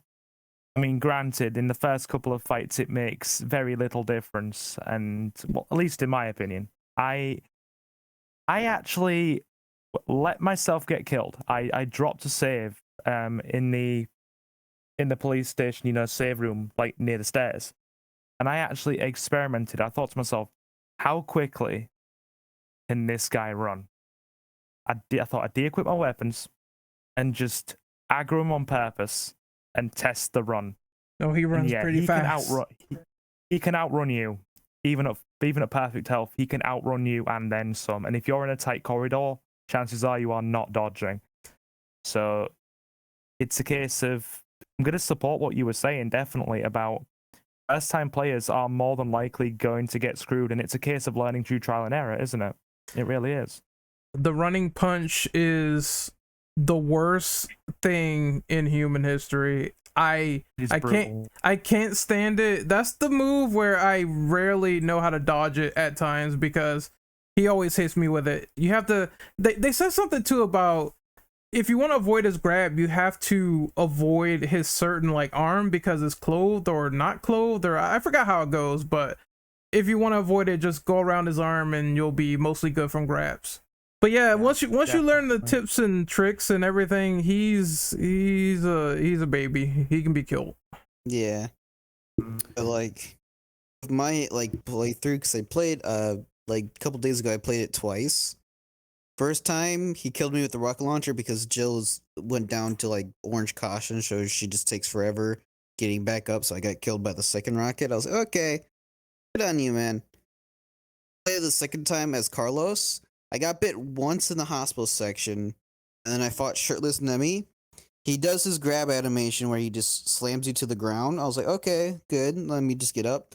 Carlos took too long to get up, and as he got up, gets grabbed again by the same thing. I die. I'm like, how much damage did he do with the first one to drop me to orange caution when I only had one zombie bite as Carlos? Like, damn. Like with my first playthrough, getting hit by the rockets, I was probably in caution. I got hit a bunch before even healing, so I was like, Jesus, the damage increase from the second form is pretty significant. Actually, I got a question though, but I'm going to everybody goes after this. Well, I wanted to say that we're talking about pursuer types. I agree with what you said earlier. When I saw that Mr. X was going to be a thing in like a very prevalent thing in Resident Evil 2 Remake, I was like, oh, cool. And then you had Jack in Resident Evil 7. You had the Nemesis in Remake 3. You had Lady Dimitrescu in Village. And they're all insanely boring because you can't kill them. You can't really do anything to them. They're just kind of... They're not even something that creates player agency. It's just like a wall coming at you. You just have to go, oh, okay, I have to avoid this. Whereas I'm glad you brought that up, by the way. Yeah, I mean, because in Nemesis, in the original Resident Evil 3, there's a point, and fucking Nemesis acts kind of as a power gauge because it starts off inverse, right? He's way stronger than the player, and you're way weaker. And then there's kind of a middling point, depending on how much you've played the game, where you can take him down kind of easily, where you get towards the end and the power dynamic has completely inversed. He's always that's just kind of the way he's always been, and it not only creates player agency because you like to avoid areas that he's been, but again, with the randomness and where he can kind of find you, it creates that extra little bit of tension that the modern Resident Evil games with their pursuer types have just gotten wrong the entire time. Like anytime I hear Mr. X stomping around, I don't go, oh man, this is going to be exciting. I go, God damn it. All right. I'll stay in this closet for 5 minutes and then I just won't have to deal with it. And I can keep enjoying the game instead of having the big dude just slowly lumber after me. If that makes any sense. I think this is probably lesser an issue. Sense, yeah, I'd say it's lesser an issue with, say, Resident Evil, and more just a general issue with kind of like gaming tropes nowadays, because they are hardly the only offenders of this. Yep. Yeah, you definitely see it in other games, but like just pertaining to the series in particular, it's like Nemesis has not been topped in the series in regards to an enemy that stays on you, becomes like the antagonist. I mean, the story is, you can boil the story down to just Jill and Nemesis, like that's what it is. And it's an awesome dynamic. So yeah, I don't know. That's kind of where I come from it, measurement of power and just like a real good kind of inverse as to where Jill is at the beginning compared to the end. Yeah, and everyone wants to have their own unkillable enemy these days, so I guess that really makes sense. It was more fun the way they did it, where it's like he could be downed and you get something from it, as opposed to, well, I just killed this hulking monster, he gets on one knee, and now I get nothing, he gets back up, and I wasted my time. Yeah. Now, see, like I will say defend Mr. X in Resident Evil's 2 case though, because it's perfect. They obviously made him like the stone wall on purpose because for stars, look what he's wearing. You know, makes sense. But no, I can forgive him because on how he interacts with the level design of Resident Evil 2. Like once you know the layout of the level design, Mr. X becomes less of an issue. But he probably become more of a nuisance though, because he can show up at the wrong time though. I can promise you that it happened to me a couple of times though. But it's more like you use your knowledge of the map to outsmart the pursuer rather than just using your guns to kill him. That's what I could appreciate about Mr. X Remake 2. I mean, In contrast, This is something you couldn't do 20 years ago, like to anywhere near a degree of effectiveness. So you had to make do with what you had. So, and you couldn't just have like an unkillable, unbeatable enemy with no other way to really circumvent them, you know, other than just like get hit, take damage, run past them. That doesn't make a very enthralling gameplay. So, yeah, But, it's about kind of intelligence. going back really quick, like kind of going back also to just being able to like kill some of these like pursuer type enemies, and I think this is kind of the issue that you run into when you're looking at like some of the more recent games that have them, is that they can't be killed, and there's no risk and reward for going out of your way to stun lock them or anything like that. Like Nemesis in the 3 remake will drop something, but like he doesn't die. You know, like part of the risk of like going up against Nemesis in Resident Evil 3, the original, is that you killed him, he died for a little bit, and then he would come back. But it gave you some breathing room, and you were rewarded for doing so. So I just think that like the way that it's handled in later RE games compared to how it was handled in like RE3 original is just not as well done, in my opinion. I agree with that. Yeah, I'd say so. It feels more like the remake. It's a thing to do to get something that you can use later on. That's the purpose of it. And I think really affect the immediate situation. There is no benefit. I think part of the problem too is that like when you really think about it, like every pursuer type since Jack Baker has basically been a copy and paste of him. Now I'm not saying that you can like or dislike the way that they handled that in RE7. I'm just saying that it just kind of seems odd that mechanically speaking they all seem to work very similarly, where they get temporarily stunned and they'll only go away in scripted events rather than you going out of your way to risk tons of ammo, tons of resources to take one of these tyrants down and leave them down for a good portion of your playtime. Well, there is some difference because Lady D can't be stunned, but yeah, I get what you're saying. It's just what's fun versus what is knowledgeable about finding out how these enemies work. And because risk reward, you have a higher incentive to actually fight them as opposed to running away, which is the problem. Yeah,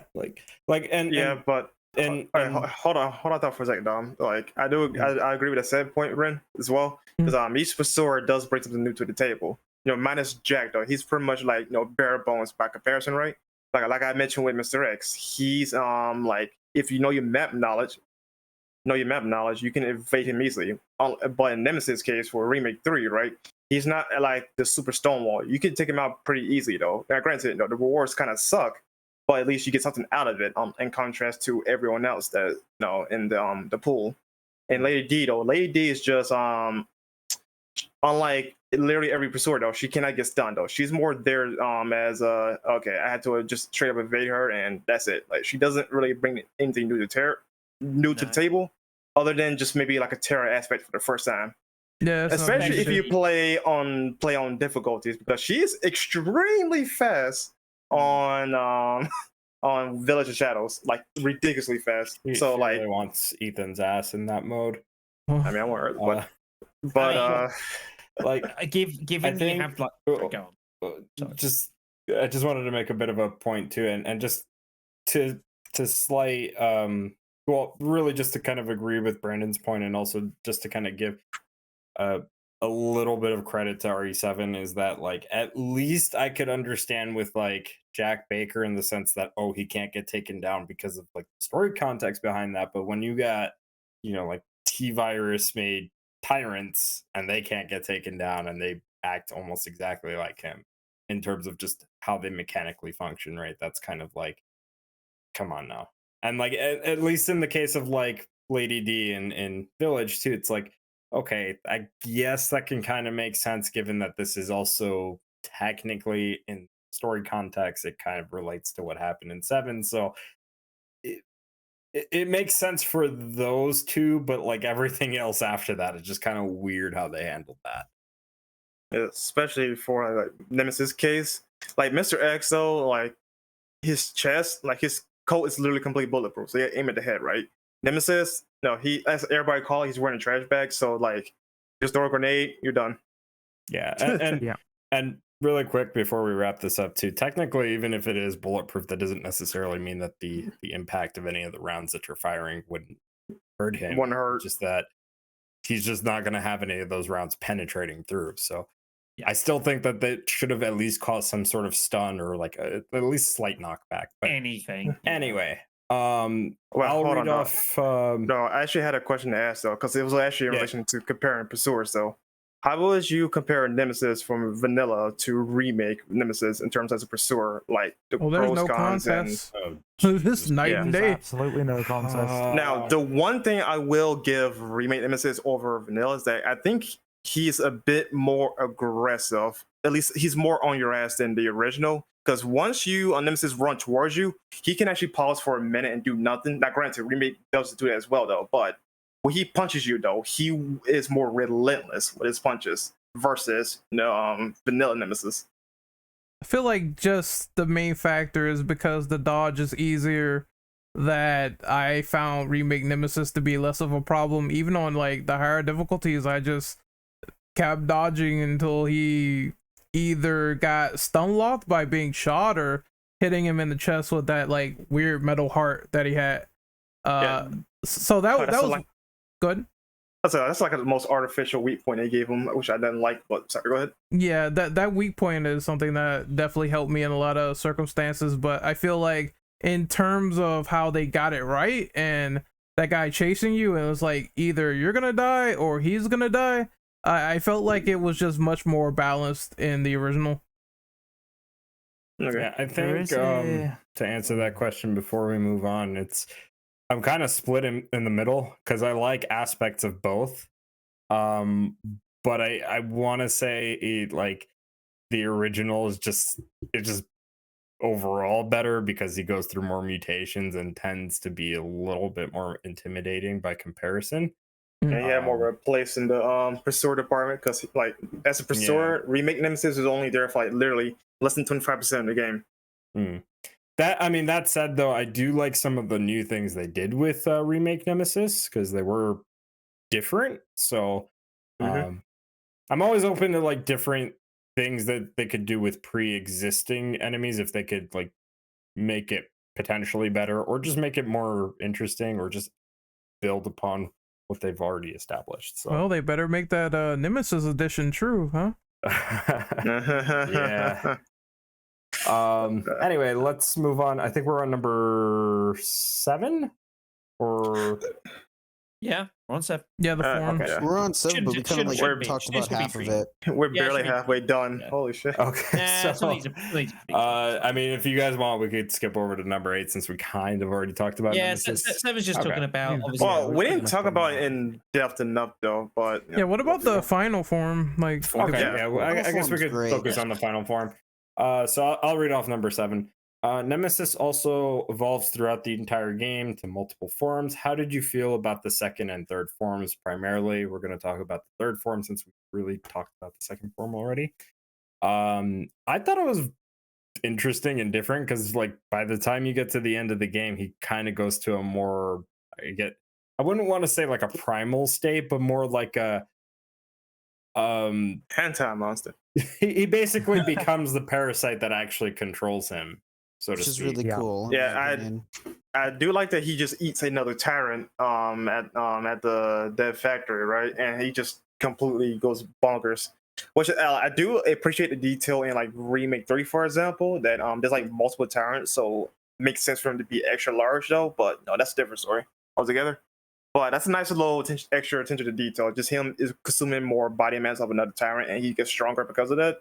Like, imagine him doing that while he's still in control of his base form or second form, right? That would have been one hell of a fight. Well, and I mean the coats of the tyrants are supposed to control their, like, their Mutation, transformations yes. and stuff like that. Does that also Their apply? I never inhibitors. remembered if that applied to Nemesis or not. If his It coats- does. Yeah, it Okay. does. It does, yeah. So Mhm. so not only is he like changing like crazy, but you have beat this thing's ass so hard that it turns into like this body horror monster. Like, it's just I don't know. I have this thing about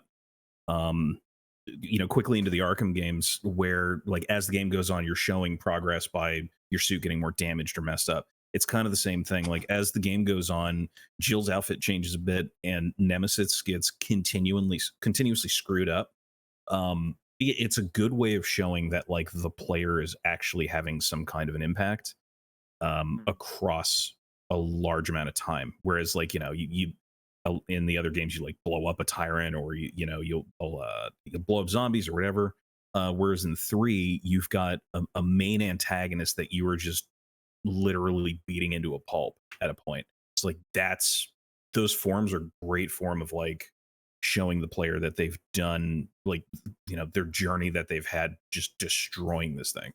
And on top of that, though, the one thing I can also do like, I'm not sure there was intentional or not, but Nemesis seemed like he took the whole battle more personal now. Instead of going by his orders or programming, right? He's deliberate. He wants to do this because of what Jill has done to him. Like, heck, when Carlos fights him, though, he goes straight after Carlos too. He doesn't care anymore. He's wants blood. Like, after all the shit that he's been through, like, he wants revenge for himself. At least that's how I interpret it, because he just goes off the hinge right after he loses his inhibitor. And talking about him getting his ass kicked, I mean, in the last cutscene, his head fell off, and didn't he fall into like some suburban human waste? I don't know, Yeah, sex Acid pit. death. Yeah, So in the original, it's they're in the like the disposal factory, Yeah. and a bunch of chemicals that Umbrella was experimenting on that they just needed to dispose of would get disposed there. So when Nemesis's body like gets dumped into that basically vat of like chemicals, it more or less kind of like energized him a little bit more.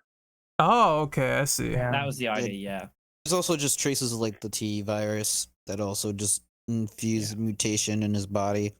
That's why when he eats the tyrant, he like fully mutates because the T virus is strong and he just ingests more T virus sample. Do they DNA. ever specify if it's a different strain of the T virus at that point? It's the T Well, parasite. no. T No, okay, no. parasite.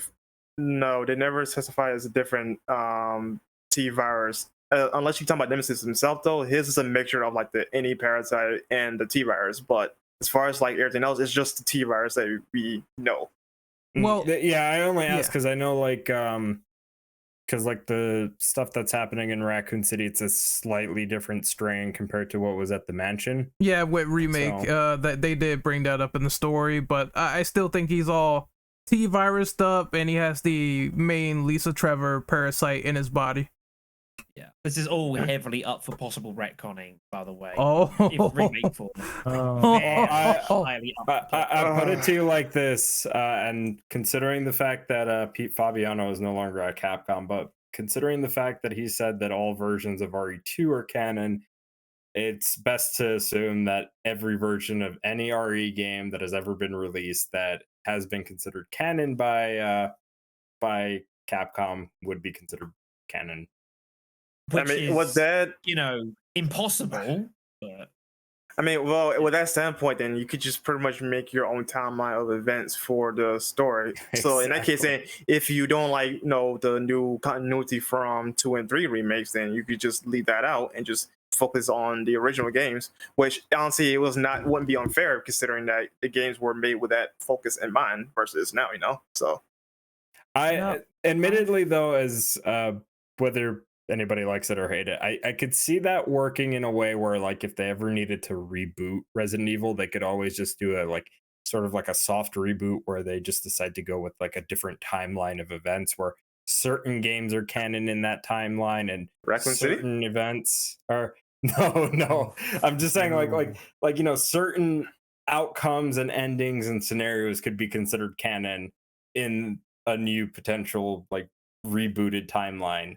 But everything else would have been, retconned or considered a different timeline. You know what I mean?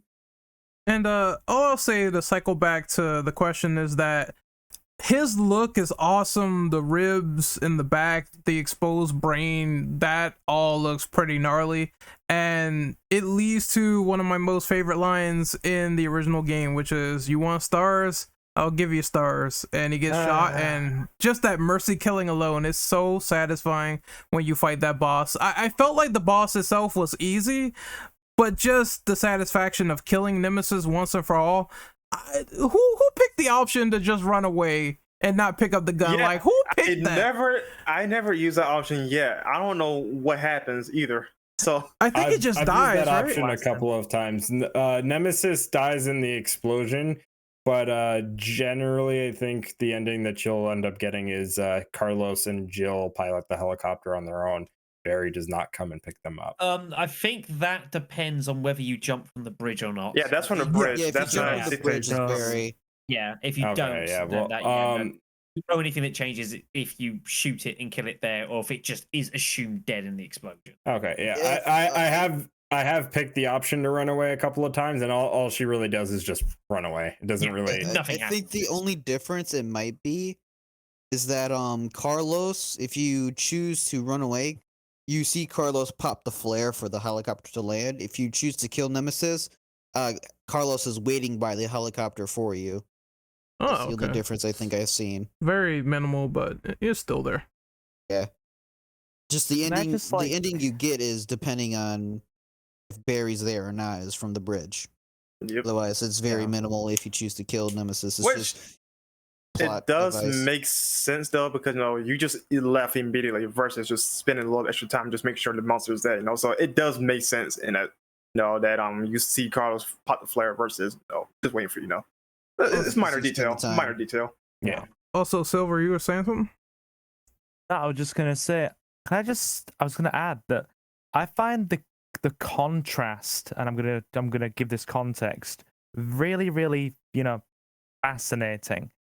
In his more composed, restrained form when he was wearing the inhibitor, it felt like he went down easier.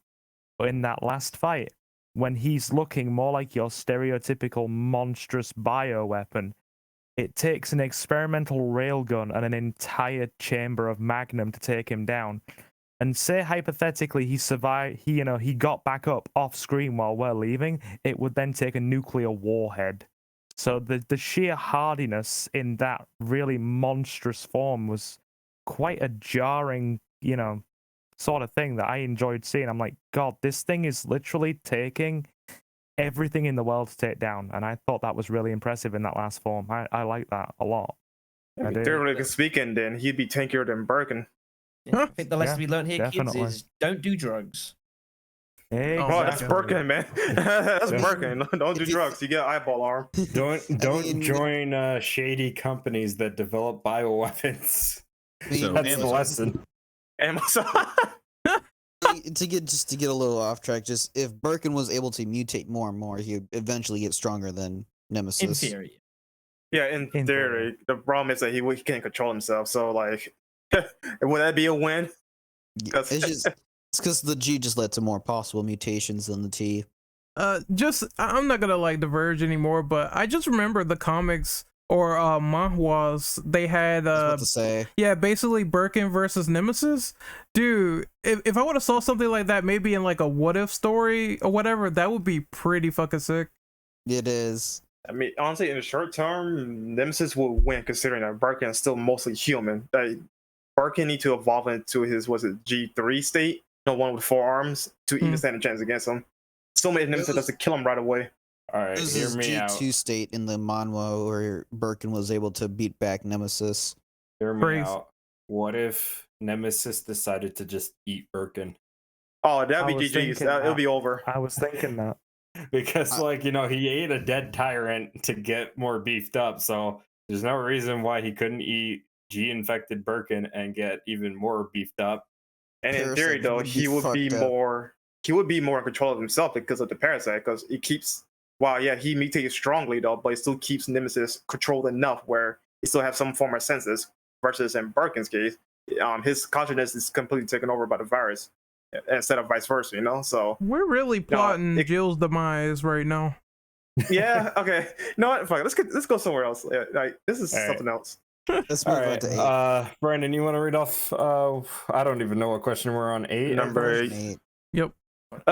What are your thoughts on the level design, plot, characters, when strictly compared to RE2, since it's a prequel and sequel? I feel like there's definitely a lot more character going on here because you do interact with characters a little bit more often in comparison to Resident Evil 2. There's a lot more downtime in Resident Evil 2.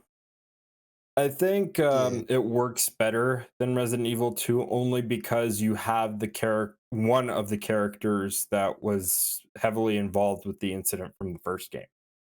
So granted, yeah, 2 was a good kind of like, I wouldn't say like distraction, but just a good like side story, if you will, right? That continues the plot, but from different characters' perspectives, that one of which is related to a character that we got to experience their story from the previous game, right? So now we get to experience that same, or a new story based on new characters' experiences. But why I think 3 works better is just that we return with one of those characters we're familiar with and kind of see what they're going through at that current point in time after that initial incident. Oh, sorry. Make sure to edit that one out of the podcast. Nah, keep it in. It's funny. Smack that boom mic. All right. Sorry. So I think that there is definitely some weird stuff that happens. It's really a tight window because Jill is basically there before Claire and Leon, and then it's like after they leave, that's when the whole events of Nemesis infecting Jill happens, and she sleeps through the entirety of RE2. It's very convenient in Jill's case, but there is like things where it's like, well, you have these normal outbreak people taking down the barricades and people getting through from the military choke points and all this other stuff. So I think that's just like minor small potatoes, because in the remakes it felt like all that stuff was just there and they didn't touch it. But it's cool. I think it's a little worse in the remakes case though, because it just suddenly everything is just there, even though you go through it as one character and then suddenly everything's not there. Then it's not there when you play as the RE2 characters. So like at least they explained the upstairs blowing up, but still, it's like I would say there's some conveniences and there's some things made, but overall what they did in the original compared to the remake is the interesting stuff, because you have Brad dying, which is a pretty tragic event. I mean, at first it's like you think he's an asshole, he comes back, he saves you, then he tries to help Jill out even more, give her some information, then he dies. And that whole dynamic between Jill and Carlos is very interesting because he's a new character, he works for Umbrella, but Jill doesn't trust him, and there's that whole dynamic of, well, can they really work together throughout the whole thing, which is something that people sort of whine and complain about. Oh, Jill trusts Carlos or whatever, she's mad at him, all that stuff, and I'm just like, it makes sense because her entire platoon of comrades died in that mansion. In the case of that though, like it's something that I actually think that actually the original game kind of did better than the remake, is that how Jill like composed herself in a situation when working with the enemy, quote unquote, right? That's why, yeah, like you said though, it's Umbrella hired these guys, right? But she doesn't know who they are though. But the fact that it's Umbrella on it though, she has the right to be skeptical, right? But the one thing that I think the original did better is that Jill was more composed of herself when talking to the enemy versus just lashing out at Carlos right away in remake. That's one aspect I think that's better. That's funny when she smacked. Yeah, she smacked him though because he was just losing his shit. I'm like, no, he was being very silly. He's very, very silly. We're all going to die here. Yeah, Carlos. Bitch, shut up. I did like that humane aspect of Carlos, just like knowing that it's over and possibly giving up. Like he doesn't do that in the remake. Yeah. But that's why Really, that's why I it's just- enjoy their that at least that aspect of Jill and Carlos in the original over the Yeah. remake, because she's Yeah. not just lashing out at characters for no reason in the original, in contrast to the remake. She does want to still help him, but I get that, but still, it's just like I do like that it takes a while to really get like things going, and then when you have these characters get introduced, they slowly start to be killed off like by Nikolai.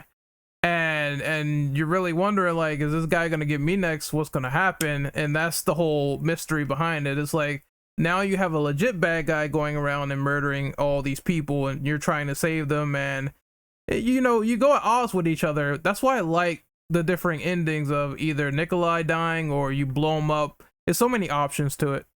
Yeah. Or he gets brutally Yeah. like torn apart. One of them. Oh, that was great when Nemesis killed I him. got that one. You Yeah, Nemi. I you got have, to, that. you have to skip a section of the game basically for him. You to have get killed to by you have to Nemesis. work to get that ending, but it is pretty. Yeah. How do you get that Yeah, ending I again? got I that forgot. one. You can shoot him. You have The ending- to. It's only one of the routes. I forget if you push. You got to push Nemesis off the bridge. I If think. you push him off, he I gets pushed him. killed by Nemi. Oh, good. Okay. I Okay, pushed good. him. I always push Nemi off for the most part because it's a much easier route than jumping off. Oh, on top of that too, you don't have to fight Nikolai or negotiate with him, because you can actually shoot Nikolai out there if you jump off the bridge, if you choose to. Yeah. As far as Oh, plot is concerned, Resident Evil 3 and Resident Evil 2, even as a kid, I was like, this doesn't make sense, because Jill has to be at the police station like 2 seconds before Leon and Claire show up, basically. And I mean, you thunder through it, sure, but it's still like the timing is super, super weird. As far as level design, you have almost kind of this when you get to kind of the middle of the game, it has this sort of hub feel to it almost, when you've got access to the restaurant and the newspaper Yes. place and all that, a real hub feeling.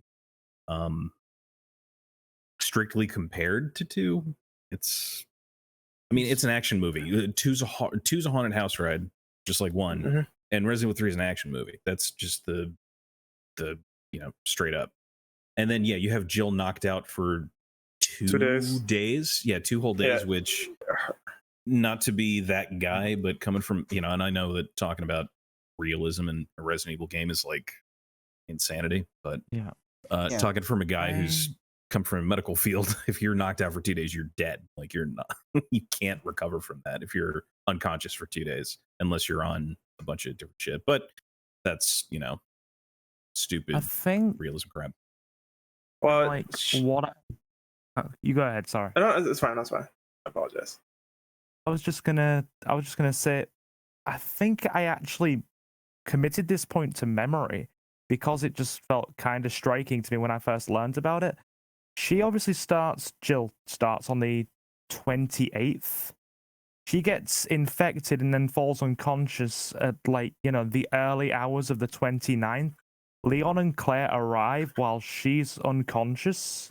The events of Resident Evil 2 happen while she's still knocked out. She wakes up on the 1st and they're already gone. Yeah. So Yeah. I think that's the order it goes in. Yeah, Yes. so basically, awake, 1 day, knocked out during the course of the 2 days. That's when Leon and Claire came in. Then after she wakes up, all these get cured by Carlos. That's after RE2. Yeah. Yeah. That's when they learn about the missile and everything. And then we have to remember that Outbreak is first. Yeah. Oh, yeah, Outbreak? it's- Wait, I thought it was a the same little time bit. as RE3, like starting. Really? No. Yeah. Outbreak is kind of a little bit all over the place. There's it's various points because you've got some like at the very early, because no one the first thing is like when it first becomes a real issue in the city. Yeah. There's been it started happening, but people haven't yet realized what the hell was actually going on. And then by the end of that, obviously that's when the city gets nuked. So, But to be technical, then that would be the Honk squad coming in and shooting Burger, and that's at first, and then Outbreak / RE3 day 1, and then move on from there. We're forgetting Yeah. about the best You game, could- which you is could write a Operation Raccoon book. City, which is Oof. right. Ooh. That's fighting talk right there. Can Fighting we kick talk. Silver? I have to mention that piece of shit every once in a while. But like the whole like timeline of things, like there's reports of people of hobos basically biting and eating people. That's like the whole Oh. story in Raccoon City. Like, the infection starts like 2 days before like the city goes into chaos because people are slowly infected by the water system and rats spreading. Yeah. And then You you reach a actually- breaking point where it then just like accelerates, and then it just all hell breaks loose. So when, like, the So first, the outbreak is ahead. like 1 week at least, right? It's Before it gets nuked. it's yeah, a it's- week. It is a week because Marvin talks about it in remake. 'Cause Well, it's Leon like was it's- supposed to be there a week ago. He's like, glad you weren't here a I'm week ago like- because shit was hitting the fan. Well, that's remake timeline. That's a little different because they did kind of like retcon these Leon's little thing. I mean, I the guess so. exact details has changed over the course of time, but it's an exponential growth. Like, Yeah. regardless, just even scientifically, it's exponential growth. It So took a it's few going to be happening days. for a while without people really realizing what's going on, and then you eventually hit a point where it starts accelerating wildly. Yeah. At which point it's obviously too late to stop. So I was just gonna like follow up with I'm such a raging, like absolutely obsessed Outbreak fan. Like it's me and also my kid sister's like favorite game of all time, pretty much. Not tied to Resident Evil 2, but I've got the actual date the Outbreak starts roughly committed to memory, and I believe it's September the 23rd. And the statements about people getting infected by the water supply are also corroborated by, if anybody remembers Bob in the Outbreak scenario, Mark's Mhm. friend, he's not been bitten. There's no explanation there, but if you read, into the sort of like the source material and do a bit of background research, it turns out he became infected from drinking from an infected water supply. Yeah. stuff like that. Yeah. So, yeah. I always had a Yeah. theory that when you see the rats in the bar, I thought he got nibbled on by a bit of a rat. That's why he got infected. That was one of my theories before I learned that the water supply was also infected. I was like, that's probably more plausible. But I must say, overall plot of Resident Evil 3, do you think it's good? Do you think there could be things that could be better? What is the general consensus? My only real complaint, really though, and this applies to Vanilla and the remake, is that the lack of survivors. Because in original, you run into quite a bit of survivors that you see them get killed off, whatever. But there's no system where you can actually at least save them or run to other survivors that can at least give you a helping hand. So like they're saying, say you run to Dario again before he gets killed off, right? He'd give you some ammo or something before he dies, or maybe that blonde woman that was running across the aisles, right? If you actually follow her into the one of the alleyways, the same one you actually come through, she dies from getting eaten by zombies. That would have been cool if you could actually save these people and send them to the train, like something like that. Kind of canon mercenaries. I suppose that's not really, doesn't really count. That's non-canon? No, it doesn't count. No, that was just. I understand. Yeah, it's something that I think would have been cool in the original. I think it's something they probably could have tried to throw in a bit more in the remake, definitely. But it's like it doesn't really add anything. It's all going to end up the same way. So I get why they didn't decide to really follow that through. It just expands the character development and character interaction just to have cool little moments like that. I will give. I think RE3's plot is. I give it props for trying to be cute, and obviously, you've gone through, the first game of like trying to work out what the heck's going on, and then the second game is like just surviving like this crazy situation. Whereas, it's like you can't just do the same thing with the third game. You have to kind of like try and do something a bit extra. This is not Jill's. This ain't her first time, so. And obviously you've got like this subplot of like her distrust of Umbrella, which makes sense. I think it's a little bit forced. I guess it's a little bit on the forced side. Like especially if you've not played like the first game, then you're kind of wondering what exactly is going on. But like it's fine enough. And then obviously later on you start realizing this whole supervisor plot line, which I think is cute for ambition. I wasn't really the biggest fan of the whole supervisor thing. Like, I get it, this whole, the whole corporate sort of, someone selling out their teammates for money and whatever else. Like, it makes sense. It's Umbrella. Like, this shit happens all the time. But I don't think the plot was the strongest part of the game by any stretch, but I think it was fine. Yeah, it's very fast paced to all those events detailed, and I mean, there's a lot of good bits, and then there's some bits where it's like, maybe this could have been a little bit developed more. I mean, as it stands now, Code Veronica, in my opinion, is the one where they really tried to hone in on the story, whereas this one is like, it's my last escape. I have to get out of here as soon as possible. Very basic, straight to the point. It's survivalist basic story versus you going somewhere and trying to figure out what's going on. No, instead of going in, you try and get out. What is this? No. Don't open that door. Can I just quickly add one thing as well, since level design was, I believe it was part of the question, wasn't it? Yeah. Yes. I think so. Yeah. One thing I did really want to credit this game for over 2, despite being a massive 2 fan, is that we were in Resident Evil 2, we saw Leon and Claire arrive, and then we saw them sort of driving through the streets and, making a lucky escape towards the police station. And then when you get control of our characters, you've got 1 or 2 screens where you're in the streets and it's done. Whereas in 3, it drops you right in the middle of the chaos. You are in the middle of that city, surrounded by zombies, and it is hell on earth. And I thought that was a really good thing, a good place to start us, and a really nice touch to add, because you didn't see a lot of the city in 2, did you? You didn't see it. Actually, another thing too is it's actually a question I asked earlier though, but it technically wasn't in the doc.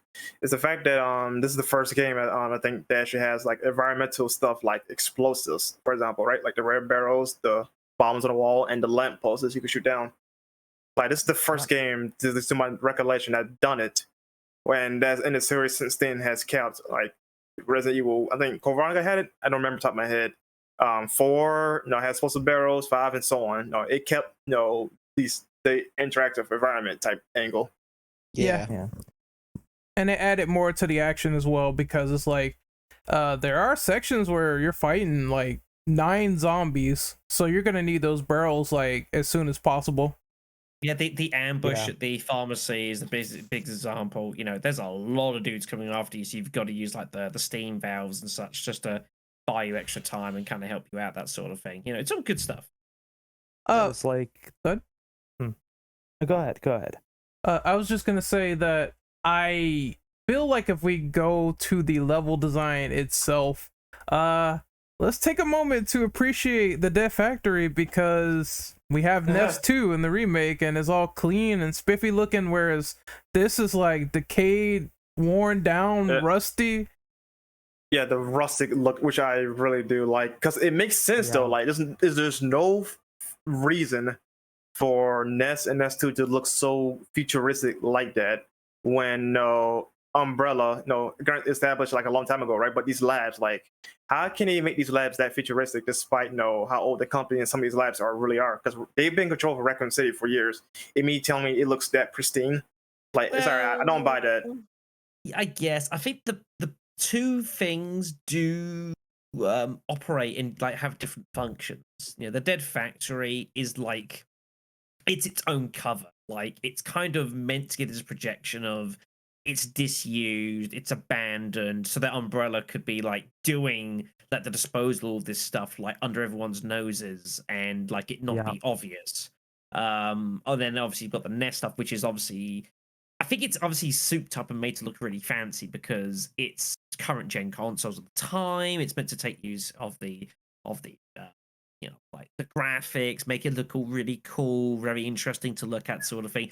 Obviously, it doesn't make the most logical sense, especially Nest 2 in the Resident Evil 3 remake, because you've got this giant, massive, sprawling underground laboratory, and somehow no one knows that it's underneath the hospital, which is, for lack of a better word, dumb. No. But it's like it's in actual physical use, and while it's under the ground and it's kind of silly that it's there, there's no need to hide anything. Like it's in full operation. So, Say like, yeah, I think the two do have slightly different functions of what they were actually meant to do, which I think kind of explains it, but there are still definite plot holes there. yeah, but at least though, like I could let it slide if there's something in the game that explains that Ness is like relatively new and rebuilt of like old labs or whatever. Because again, like if they've been in basic operation Raccoon for a long time, like I understand making upgrades to your system. Because like even like vanilla Resident Evil 2, right? Certain labs do look pretty damn pristine, right? But when you leave like those other areas though, like go outside into the center, the core, it still look rustic, which would at least make sense, you know, all things considered. Maybe they just had the painting company in like the week before the outbreak.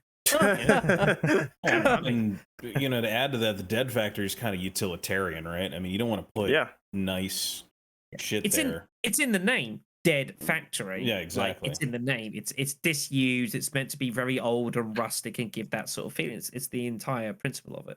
Not to get too gross here, but I visited a few morgues in my time, and yeah, it's utilitarian compared to, you know, let's say a hospital with actual live people or decent things going on. Yeah, that makes sense. Same thing. Yeah, so there's a bit of thematic stuff. There's a little bit of convenience, but I think it does sort of serve a purpose. I guess my overall issue is that it looked too futuristic for 1998. Yes, so you've got this giant, massive shaft with like no bottom, and it's just like that's more advanced than what we got. In fact, that's more advanced than the sequels have. To be quite frank. So like that right there, I cannot excuse on its own. It's kind of silly and dumb, but it's like it's a convenience, it's a plot device. Like it is suspension of one's disbelief. Yep. The levels are great. Go ahead. I was just gonna say, I feel that these sort of like 2 remake and 3 remake kind of, and this might be an unwelcome comparison here, so feel free to reprimand me if you don't agree. I feel like they kind of fell into the trap a little bit in the same way that the movies did of making things a bit too futuristic for the time that they were set in, because the movies did that as well, didn't they? It's like it was being said earlier, there is no way we had that technology in 1998 unless governments across the world were doing some very fancy cover-ups, let's be honest. There is one issue to this. If we hadn't had that, we would never have had that laser hallway in Resident Evil 4 and get to see Leon doing bank flips over like laser death and all that sort of thing, and it would be a poorer world for it. That's the only criticism I have for that point. Leon backflipping in that hallway was legendary. I enjoy it every time I play that game. Chris and Joe did it too. Yeah, but I mean, it's meant to like be like, you know, Umbrella's like this cutting edge company. They have all this like hyper advanced technology for the time, even though it's stuff that like, again, it makes no sense that they have. But it's suspension of disbelief. You're meant to kind of buy into something which makes no logical sense at all when you actually break it down. You just kind of accept it and go for the ride. So. Just want to add one more thing as well that Renegades added in chat right there when he said, I remember people complained about the flash drive in RE2 remake as well, right? And I want to bring this up. I did my research, right? It's Resident Evil 2. I'm obsessed. I'll be honest. I love Resident Evil 2. So I did my research. USB 1.0 existed in a very primitive form back then. It was primitive and it was very expensive, and only a lot of very, big corporations used it, and also a couple of police forces. But it did exist, so they weren't actually, offering money there. Yep. Yeah, it was spot on. I didn't know people complaining about it until Ren told me about it. I'm like, really? People do research. They existed at the time. Internet. Everyone complains about. Ironically, nobody do their research on the fucking internet. I know, shocking, right? It's a knee-jerk reaction. So there's a side question. I know this has gone like really long, but it's very informative discussion. So I want to just bring this up. It's not in the doc, but I do remember when there was the planning phases for Resident Evil 3. And they were saying something about Hunk being on a boat, and that was going to be the whole game. How do you guys feel about that premise? Like, do you think it would have worked or not? Honestly, Sounds like for Resident Evil PS, Gaiden 2.0, which is the worst thing we could possibly ever have had. honestly for PS1, I don't think it would have worked because I imagine they wouldn't go something pretty, big in scale. Because let's be honest here, a boat is not a ship. Like they're not gonna go small with a small ship, right? They're gonna go pretty big, right? And another game did that for PS1, I think, or Saturn, or whatever, and it was fine though, but it was nothing grandiose. So, but knowing Capcom, they wanted to like milk their environment as much as they possibly wanted. Because you saw what they did with Resident Evil 3. You saw what they did to their environments there, right? So I think it's for the better they didn't do it. And I'm glad they revisited the idea in Revelations 1, which that itself had its own problems with the setting. So till there, no, I'm fine with them not doing that with the idea of Resident Evil 3 at the time. I mean, we did get that game eventually. It's Revelations 1. Yes, we did. Yeah, and they did a much better job into doing that, Which is an impressive title in its own right. But yeah. It's a better game than people remember. Yeah, and then we also got Cold Fear. So, I mean, like, stuff on boats, like, it's covered, man. Yeah, right. Good. I was going to say, I also want to add, it's fine. That, and this one might surprise you, just in terms of me liking it, but it wasn't the first time we saw Resident Evil on a boat. Dead Aim, gentlemen, Dead Aim. Yeah. Dead Aim, And, we're on a boat. yeah. We're on a boat. Like, there's been a lot of boats in Resident Evil. I actually really did enjoy Dead Aim, the first half on the boat, at least for the the dark, dimly lit corridors. It felt very atmospheric. So that's just an aside, but it wasn't the first time we saw it on a boat. That's why I'll say, like, I'm glad they didn't do it for PS1. No, you're right. I actually completely forgot about Dead Aim. You're absolutely right. They did do it first for as a boat. And no, Dead Aim, to its credit, though, is not inherently a bad game, though. I wish they re-released it into like more consoles. Like, come on. Me too, Brendel. Me too. Me too. I don't know. I think one of Dead Aim's best bits is its opening cinematic. Like, before you get to the main menu, it's probably one of the best. I do like the characters, man. Like, yes, but I mean, like, I replayed this like not very long ago on stream with a handgun only run, and like when the game's good, it's all right, but like, oh god, the plot is just all over the joint. all over the place. Okay. Morpheus. I know we're completely off topic Morpheus. here, but like, my god, I can't heavily defend that game. It's fine when it wants to be, but it is a bit mad.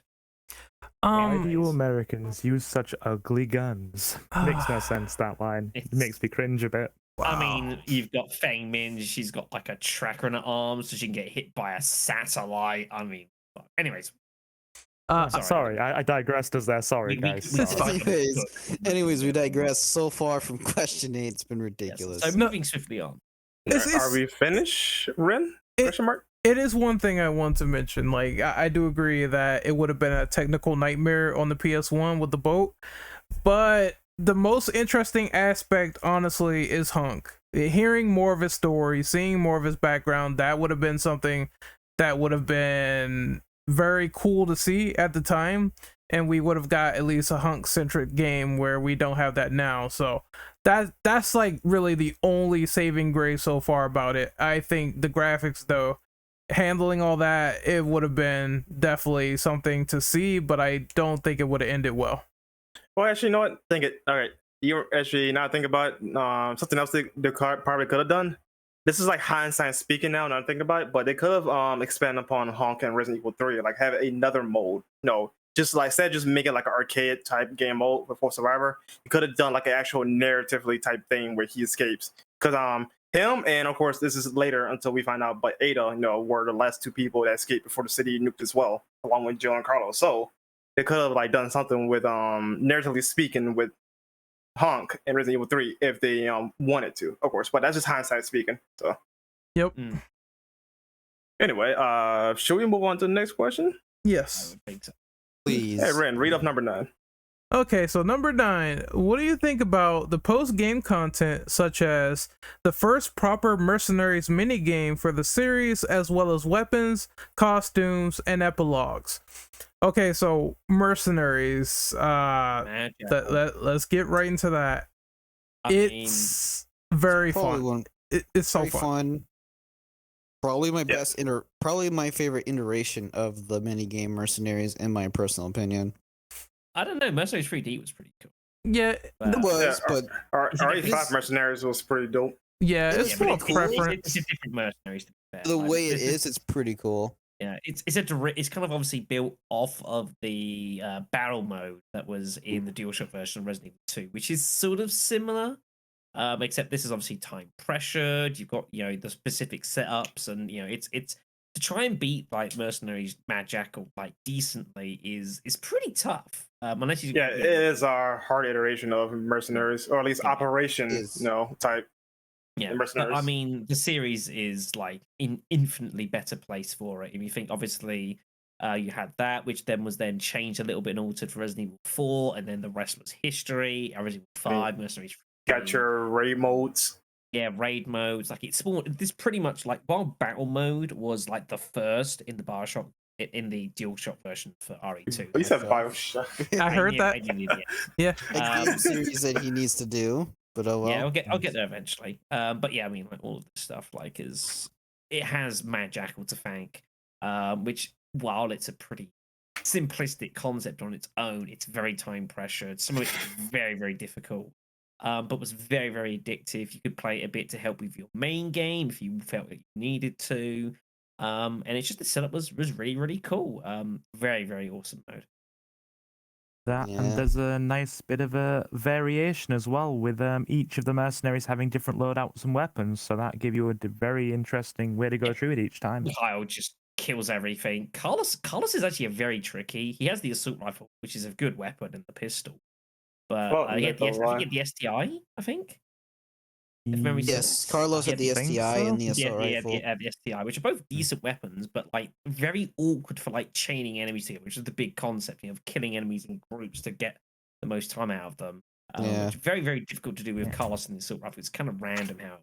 So Yeah. and then obviously Nikolai is Nikolai, and obviously establishing the trope of the bad guy has the knife and the pistol and have Mhm. fun with that. The He just Chad. lived on it for a while. He just gets still. better drops from the survivors. Yeah, he gets hands of bullets, so that, at least he gives him some leeway. I mean, if you don't save those survivors as Nikolai, you're screwed.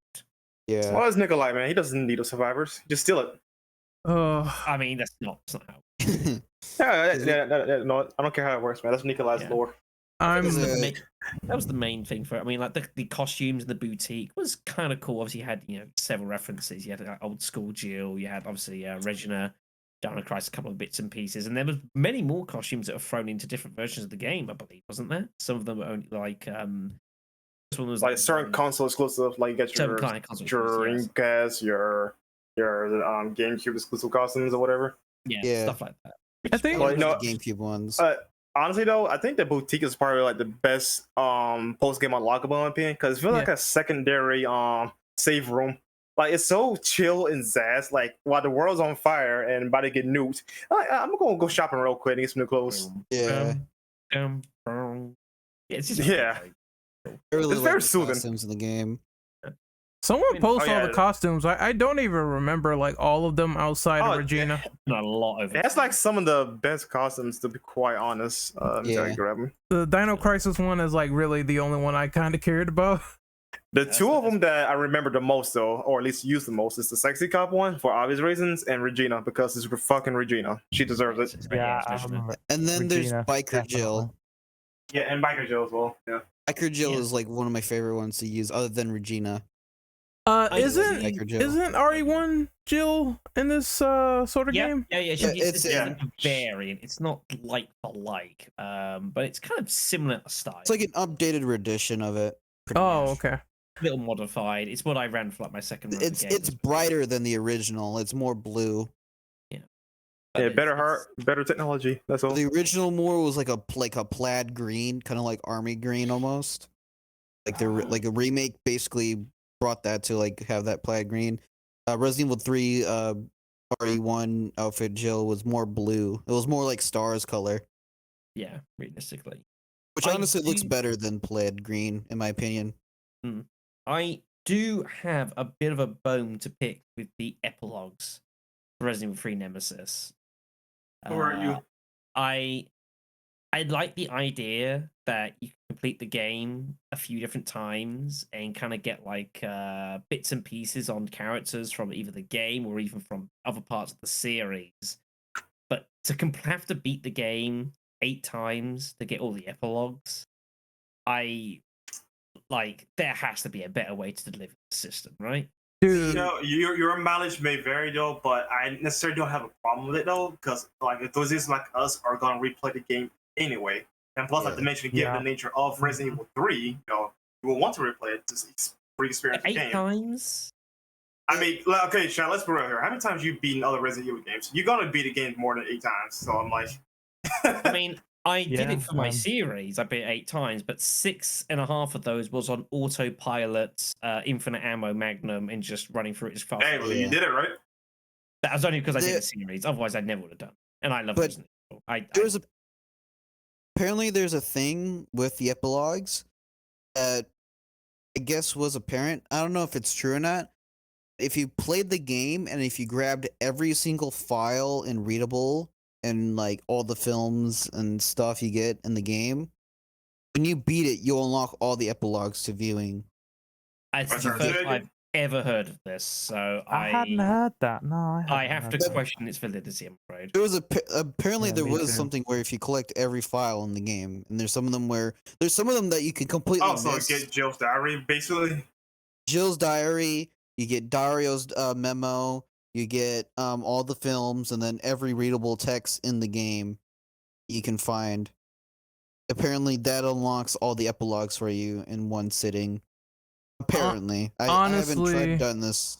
my brother probably did not care because he beat the game 8 times anyway. So I guess it's like, well, screw it. I'm just gonna do it like solo dolo and beat it, and he did. Yeah.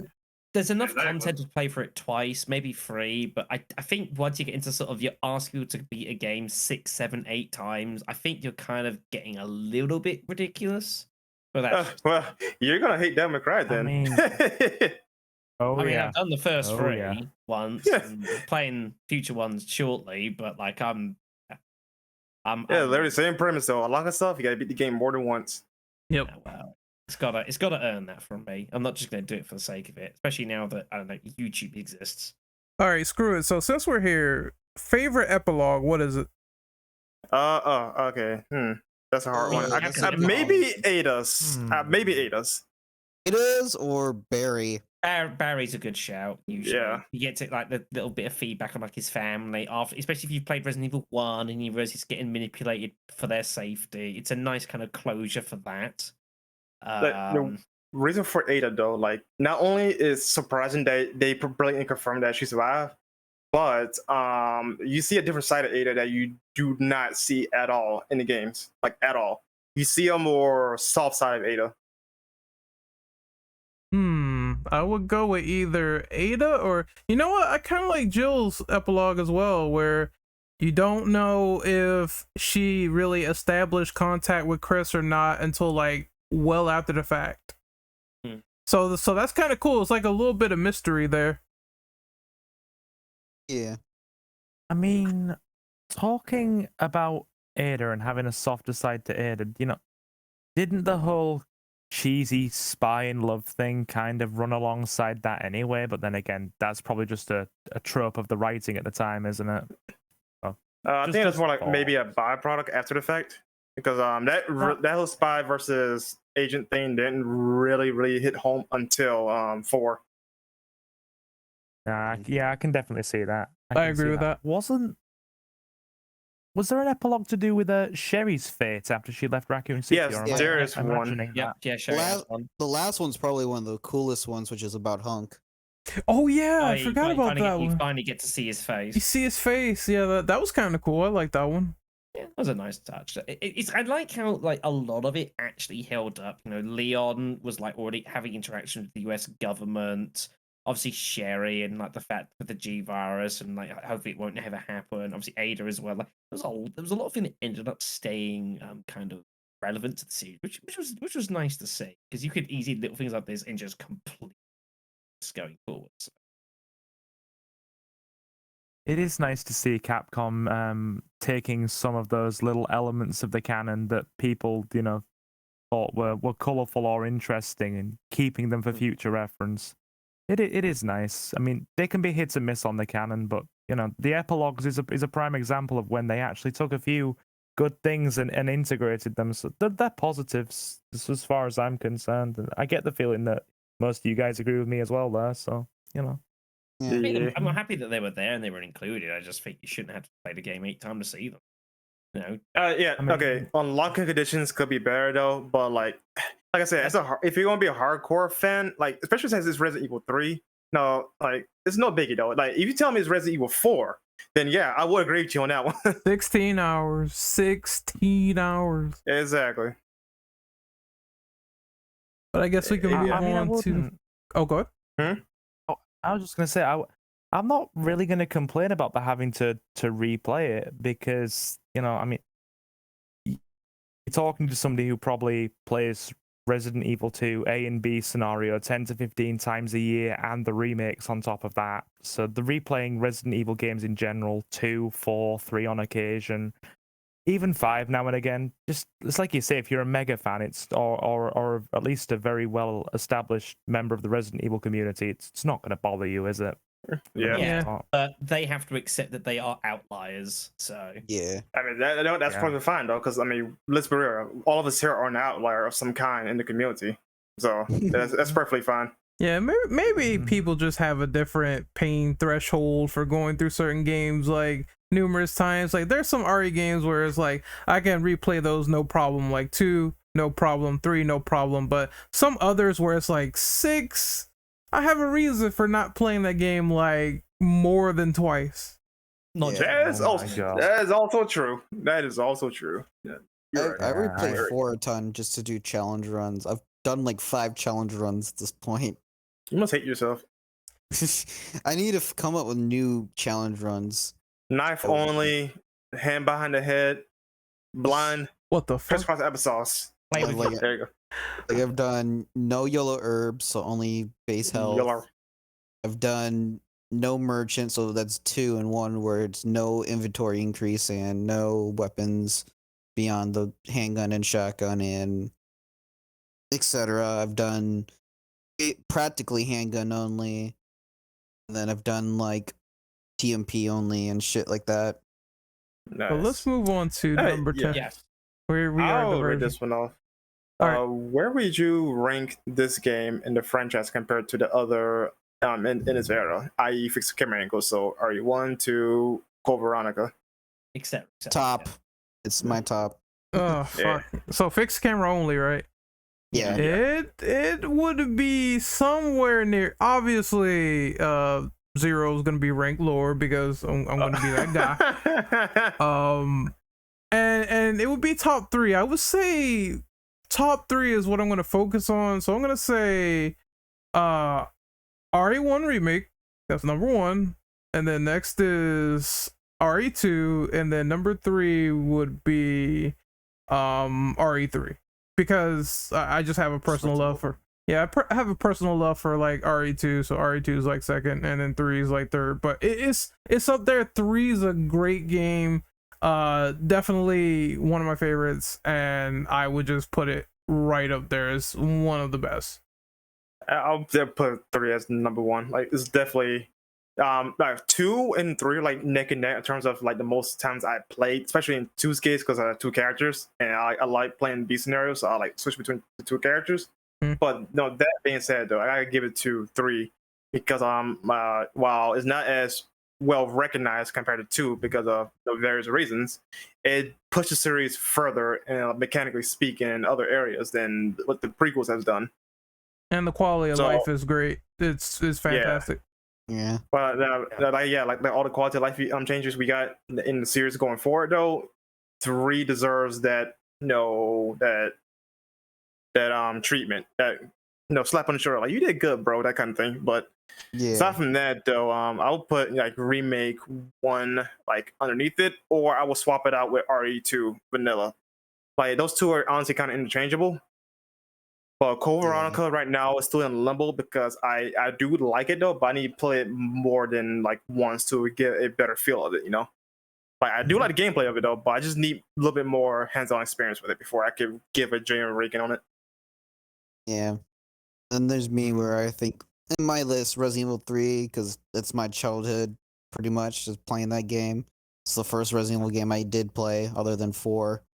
So I'd put that on top. Number 2 would probably be CVX. I played that game a lot, and it's one of my favorite ones because of the difficulty. And then third one would just be a very close tie with fourth, which would be RE0 and RE1 remake. I think I'd actually have to probably go with Ren's top 3 is mine as well. As much as I do really enjoy CVX, like it's not as good a game for the general player as like the 3 above it. Yep. RE2 I still think is like one of the best games of its era, just in what it established and like just the memories from it. Even though RE3 is like a mechanically superior title.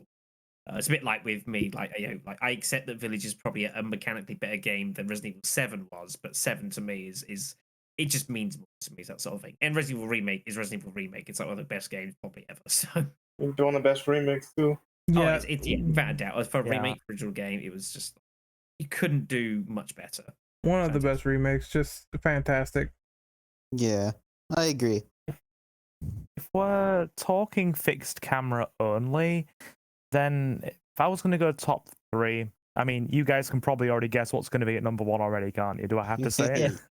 Yeah. Yeah, It's going to be 2. It's going to be 2, of course. Oh, damn. I was hoping it would be 0. Dang it. I lost. Ooh. Yeah, no, 0's okay, but it's not anywhere near my top. But yeah, 2 just has a very special place in my heart. I've come, especially as I've gotten older, to really enjoy speedrunning it. There's just that sense of familiarity and the rationing. It to me, it felt like even though it wasn't as mechanically solid as 3, just the whole experience of rationing your ammo and going through the police station and going through that whole experience, even though it's something I replay on a perpetual loop, is just enjoyable to me. And if we were to say in second place, it's going to be 1 remake. The remake of 1 is, let's be honest, it's one of, I dare use the title of one of the best games of all time. It's solidly up there for me. I mean, such a technical jump from 1 to 1 remake. It's like they took the bare skeleton and the bare concept that they had with Resident Evil 1 that was still a very charming but clunky game and made it into something really quite exceptional. And then you're going to have Resident Evil 3 down in number 3. Still in the top 3, but just, third, because it's solid. It makes improvements mechanically over, 2. I just find 2 personally more enjoyable, but I think it's just a matter of taste and preference. They're all enjoyable to me. I just like 2 a bit more, but 3 definitely deserves to be up there. Just my take on it. Respectable. Yeah. Divik, did you say yours yet? Yeah. Nope, haven't. Boomer, hurry up. Remake 1 sits really high up there. Resident Evil 2 sits really high up there. I don't really choose favorites because I like them all. I'm gonna be that guy. I like them all for their own reasons. Fair enough. That's fair enough. But 3, I've put shitloads of time into, so that should probably say something. I played 3 more than I've probably played Remake 1 and Resident Evil 2 original. So that should probably tell you where I enjoy it. But yeah, I mean, I like them all for their own reasons. But 3 is just like, if I'm bored on an afternoon, I could boot up 3, kill it in an hour and a half or 2 hours, and just be like, yeah, okay, cool. Same thing with like Dino Crisis 2. It's like that's one of the few games I can just boot up when I don't know what to do. Dino Crisis 2, baby. That's good. Gotta Man. love Dino Crisis. Yeah, man, it's up there. Nothing beats I just boot up- smacking raptors with an anti-tank rifle. So I just boot up Dino Crisis 3 for the memes. Oh wait, there's Oh no. no, please no. Oh lord. I have no, never even please no. played Dino Crisis 3. I don't even care enough for it to see anything of it. Oh great, we don't have to Getting kill this man then. All right. All right, yeah. Unlike last time. Yeah. Fuck. I mean, Dino Crisis 3 is probably so bad that if you put it into your Xbox would kill itself to avoid having to play it. Let's be Oof. honest. It would probably explode. Like, I know, harsh, I know, but I'm not backing down. I'm standing by it. You can criticize me if you like. Standing by it. I'm not gonna disagree with that logic. I'm just gonna go right with it. All right. Let's go to the last question. You know what, Austin? Since you gotta go ahead and give read off number 11 and give your Well, thoughts I on don't it. have to go. It's just I'm on a timer here. Well, in that case, then read off anyway. All right. Having looked back upon Resident Evil 3 Nemesis, where do you think this game stands compared to its modern remake? While some parts were left out, does this affect RE's legacy? And I would like to go off to say that I still very much enjoyed Resident Evil Remake 3. It is... there is moments where I do say, like, it is not as good as the original. Like, the original does have more of a campy, arcadic feel that is much more prevalent and much more, like, true to the base of Resident Evil. But to say that it affects RE's legacy, I mean, let's be honest, most of us here, at least I know a few of us here, would say that the Gravedigger is probably like the least likable boss in Resident Evil 3 Remake, other than all the Nemesis fights. Oh, you mean the I didn't original? mind it. I mean, honestly, I didn't mind it though. Like, my beef was though, like, instead of just cutting it, they could have just like improved upon it, you know? Like, Yeah. I have my various reasons why Gravedigger never showed up, other than the fact that they just cut corners. Did we talk about the giant ugly worm until now? The Gravedigger. Yeah, that's what I meant. Like, We talked about him a little bit in the podcast. Yeah. all I remember is I walked into the fight with a Magnum. I fired off like a couple of rounds, and his head came off, and I was like, okay. I was like, all right. Gravedigger's actually pretty simplistic boss though, but what I do like about it is that you can actually use the environment to kill it. Yep. Yeah, but you can also Skeleton, kill yourself with yeah. it. I've done it a couple of Yes. times. Well, I mean, it makes Like, sense. oh shit. Which is It pretty makes funny sense. on my part, but Well, you know, I guess I could give my 2 cents real quick then. Now, it's no secret that I'm a terrible Resident Evil 3 fan, though. No criticism and all. No, I'd be happy to talk about Resident Evil 3 Nemesis, but you know, okay, on its own though, the remake is fine for the most part. Like, it is a competent game. Like, it's not like, you know, garbage. It's not bullshit. It's not broken. Like, it's a competent, well-made game on its own. Matter of fact, actually, I always say this, like, gameplay-wise, it is the superior game to Resident Evil 2 remake. Not because of the action sequences though. It's just a much smoother game to play. Like, I don't know what those guys did though, but it just feels better to play in contrast to Resident Evil 2. But the problem is, like, in isolation, even if you compare it to his original game, it's just lacking content. That's just not just difficulty based. So this is the reason yeah. I threw this in editing, because obviously when Remake 3 came out and it received a astonishing plethora of hatred, all this sort of stuff across the internet, you know, and there was obviously the things that were cited for the reason the game was terrible was that certain things were either changed or specifically left out. The reason I threw this question in is to ask, does it really matter? Like, you know, because people throw this stuff about it didn't have the clock tower, it didn't have this bit for a game that they may not have played for over a decade. Seems we've just spent like all this time revisiting this game. Does it really matter that this stuff didn't exist? Okay, well, let me actually get to that though, real quick. Actually, honestly, yes, I do think it does matter, but it depends on what it is. Like, all right, let's say hypothetically speaking, they completely cut out the RPD, right? That's a major point for not just in the original as well, but also in the remake, given the context of the story mode, right? Like, it does matter. Certain things you could easily cut out or at least alter it to fit in somewhere else, like how Remake 2 did, though. But at the end of the day, yes, it does matter, but it depends on what it is. You know, when I like Clock Tower, that's a whole chunk of a game gone. They could have just expanded upon. Like, that's gone. That's why I think that's a big deal, in my opinion. Certain enemy types, no, fine. You can cut that out though, but fine. But at least have something to replace it, like they did with Remake 2. I mean, yeah, the clock tower is the only like sort of egregious thing, although I don't think was the biggest difference. I mean, obviously Jill doesn't go to the RPD, instead Carlos does. He goes there instead, so it's kind of like you're still sort of getting the sort of the nod to what happened in the old game, but it's with a twist. which I thought was really well executed. Yeah. I thought it was very, very coolly done.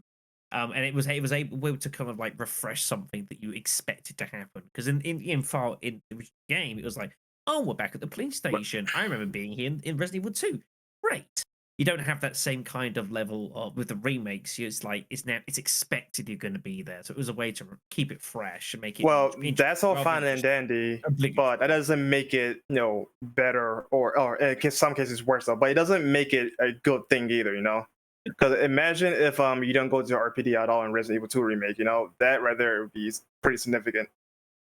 I mean, that's like half of the Um, game right there. Yeah, it wouldn't be Resident Evil 2 exactly. remake if you Yeah, weren't there. exactly my point though. Like, so imagine not going to the RPD or at least having a particular event that played a part in Resident Evil 3 remake was original and not happening in Resident Evil 3 the remake. So, like example, Brad dying to Nemesis, right?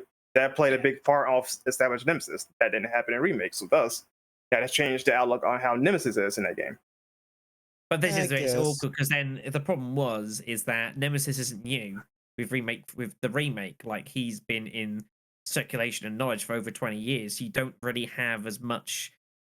This might sound really crass and maybe slightly ignorant, but you don't have as much of a reason or need to build up Nemesis as this big killer chaser thing because it's kind of already slightly the case anyways of anyone who has any kind of passing knowledge of the Now, series. you're correct though, but that doesn't mean you can't establish that particular standpoint. Like, like let's say Nemesis does kill Brad in the remake, right? You could change how Brad dies in the hands of Nemesis in the remake. Matter of fact, actually, they could have done it where Brad was killed off by Nemesis still in the police station in front of Marvin with Nemesis, They could have still done something like that. And the But- original game was a lot more about building what Nemesis is and building up the suspension and dread. Yeah. The remake was a lot more about shock value. He first of all just busting through a wall and just attacking you immediately. Yeah. And just like these ambushes out of nowhere. It was a lot more shock value rather than the original game was more about suspension, kind of building up that fear of concern and dread for when he might turn up next. Whereas in the remake, he just did every now and again, and you had to deal with the situation. Two different approaches. Yeah. But I mean, if I can quickly interject, the whole thing with both of the remakes, like I'll address 2 and 3 in this because I don't. I mean, you guys see me talk about it. I don't like those remakes very much. It's crazy to me how you have this character, this unstoppable force, and you have this crazy bombastic introduction and all that, and then he still comes off as like insanely limp-dicked. Like that's the thing that blows my mind about these remake games is they're so good looking and they're so tightly controlled and really like they put a lot of work into these, but there's something missing from them that just doesn't give that same feeling. And I don't want to use the word soul because that makes me sound really pretentious, but like the bizarre combination in the late 90s, early 2000s in survival horror of like cheesiness, goofiness, experimentation, and stupidity, and just like kind of flying by the seat of your pants with game design all kind of came together to this weird amalgam of a really memorable experience. And it boils down to music and goofy line reads and stuff that makes no logistical sense, and things that aren't necessarily scary, but they're fun. Like the newer Resident Evil 3 tried so hard to make the Nemesis this imposing force that made him boring. It sucked him of all his personality that he has in Resident Evil 3, and so you just have guy in trash bags, and he's not even like, he doesn't even look cool. Like if he looked cool. When I played the remake, I had to play with like 10 mods on just so I could stomach the remake. And I hate to admit one of those was a Jill Bikini mod, but fuck it, I'm not that guy normally ever. But I was like, I need something because my eyes were glazing over every time I'd boot this game up. And I don't know, like I enjoyed my time with Remake 2 as much crap as I give that game. I still enjoyed it, but 3 was just like 3 hit way differently. I just don't know what they were doing. Like I don't understand. I don't understand the story. Did they give it to a B team who just didn't really know what was going on? Are they trying to focus on multiplayer games, which is why they put so much effort into the multiplayer part of it? Because that has tons and tons and tons of stuff in it that like it feels almost like the focus was on that part of the game rather than the actual single player and doing like a remake justice, for for lack of a better term, right? Well, Yeah, the no, multiplayer was a completely different team. So I definitely understand that sentiment though, because like that's how how I feel sort of with Resident Evil 3 remake, in contrast to the original, right? Like, you guys Renegade, I praise Resident Evil 2 to the moon, like the remake. I love that game. I put it as one of my top ranking games, right? But what Resident Evil 3 remake did though, it hit completely differently, but not for the better, or I guess some cases the worst though. It's just, if it legit does not feel like a remake, it felt like a whole different game. So if you scratch off like the 3 and just paint it as a whole new game though, it just feels like a lackluster Resident Evil title. Yeah, I would actually, if it wasn't Resident Evil 3, I'm pretty sure I would have enjoyed that game more. Probably not very much more, but I probably would have enjoyed it more than me going through the game the whole time and saying, okay, don't judge it. It's its own thing. Don't judge it against the original. And I'm just like, oh my God, this is fucking awful. Like, I would rather get my teeth drilled at a point than play that game sometimes. I would play for like 30 minutes and I would have to take a break because I'd be like, this sucks, man. Yeah, like Resident Evil, the remake is a bit of a victim of what happens when you try and develop two games at the same time to be released very close to each other and kind of relate to each other. Now, this is a completely self-inflicted wound. Like, it's their fault that they made this happen because they didn't have to, but it's the direction they chose. You know what it makes me think of? You ever see Alien Resurrection? Yeah. You know that scene where the Ripley is like, kill me? Like, that's Resident Evil 3. Like, you set it on fire, shed a tear, and get off the spaceship. Like, that's literally... I wouldn't go that far. The game, okay, but the game gets a lot of micro details right, but it does lose a lot of direction in the macro. There's a lot of attention to little plot details here and there, little things going on, which tie up very cute and nicely, but the attention should have been on making a much more bigger impression, and that's what Resident Evil 2 did right. It was for people who hadn't ever played the series, maybe, or not played it for a significant portion of time. You know, a game like Remake 2 is a fantastic entry point, and I would highly recommend anyone to give it a spin, because I think most people are going to enjoy what they get. Or if it finds it set the bar, I think, to a standard that Resident Evil 3 just wasn't ever going to reach. And it didn't even reach the bar that was set by Remake 2. Like, it couldn't even surpass it. It didn't meet it. It wasn't as good. And that's a shame, you know, because, as I say, I think the game was fine. When I see videos still crop up occasionally in my YouTube algorithm saying Resident Evil 3 is the worst game in the series, I have to laugh, because there is... I can't agree with that either. It's not the worst. It's not the worst. Not even. It wasn't even the worst game of the year. Like, it's a complete joke. And it's sensationalism, which is what it is. Resident Evil 3 was fine, but it wanted to be better than that. It should have been better than that, and it wasn't. Yeah, but I actually want to finish off my point though. Like, just to give my closing thoughts completely though. Like, okay, but let's say with Resident Evil 2 though, I can look at it on its own lens just fine. Even if I compare it to the original, right? No, there's certain things that the remake just doesn't do as well as the original, but overall though, it still didn't necessarily hurt it. It's just there, right? In contrast to Remake 3 though, right? Because I love 3 a lot. But when I compare it to the remake, though, it's kind of hard to escape it because of like just so many glaring issues with it that I'm like, I don't know. It's kind of hard for me to just like leave on its own. But even if I do leave on its own, it's still not that greatest Resident Evil title they put out in recent years. Yeah. Last thing I say, and then I'm sorry, I'll shut up. But I'm the kind of person, like, I grew up playing stuff like EverQuest and Korean MMOs, so I know what it's like to stare at a wall essentially. Ooh. If I have to put a titty mod on a game, that's a problem. That's a real problem. It would suggest that there is an issue with what you have received as base. Yes. Yeah, basically, you can dangle keys in front of me and I'll be interested. But like Resident Evil 3 remake couldn't even do that. So that's just where I'm coming from. I know that like it does have things in it that I like on like a micro scale, like you were saying, little details. But like, just man, what a disservice to the original, and just it's like a wet fart of a game, man. Like, that's all I can really say about it. Like, yeah, take each remake and stack it towards original. most people would agree, like, no, say remake 1 definitely better than original. 2 is like interchangeable depending on who you talk to, like myself included, right? I enjoy remake more than the original 2. 3 is definitely that game that people just will say like remake 3 exists and just move on with the conversation. All right. It Yeah, is. like- It is subpar, and Yeah. there is something I definitely want to add, because a few of you guys have made some very good points that I agree with Brendel's point. My thoughts. I'm gonna try and be positive, and then I'm gonna be very scathing because I do have some very negative opinions of 3 remake, but not for the reasons you might think. So Brendel mentioned that if you take it away and look at it on its own, separately from the game that it was based upon, it's a reasonable experience. And I've said this to my own channel and my own stream community. I've said, if you take it away from the game it's based upon and treat it as like a companion piece to Resident Evil 2 remake and play the two of them together, then it can be a good game.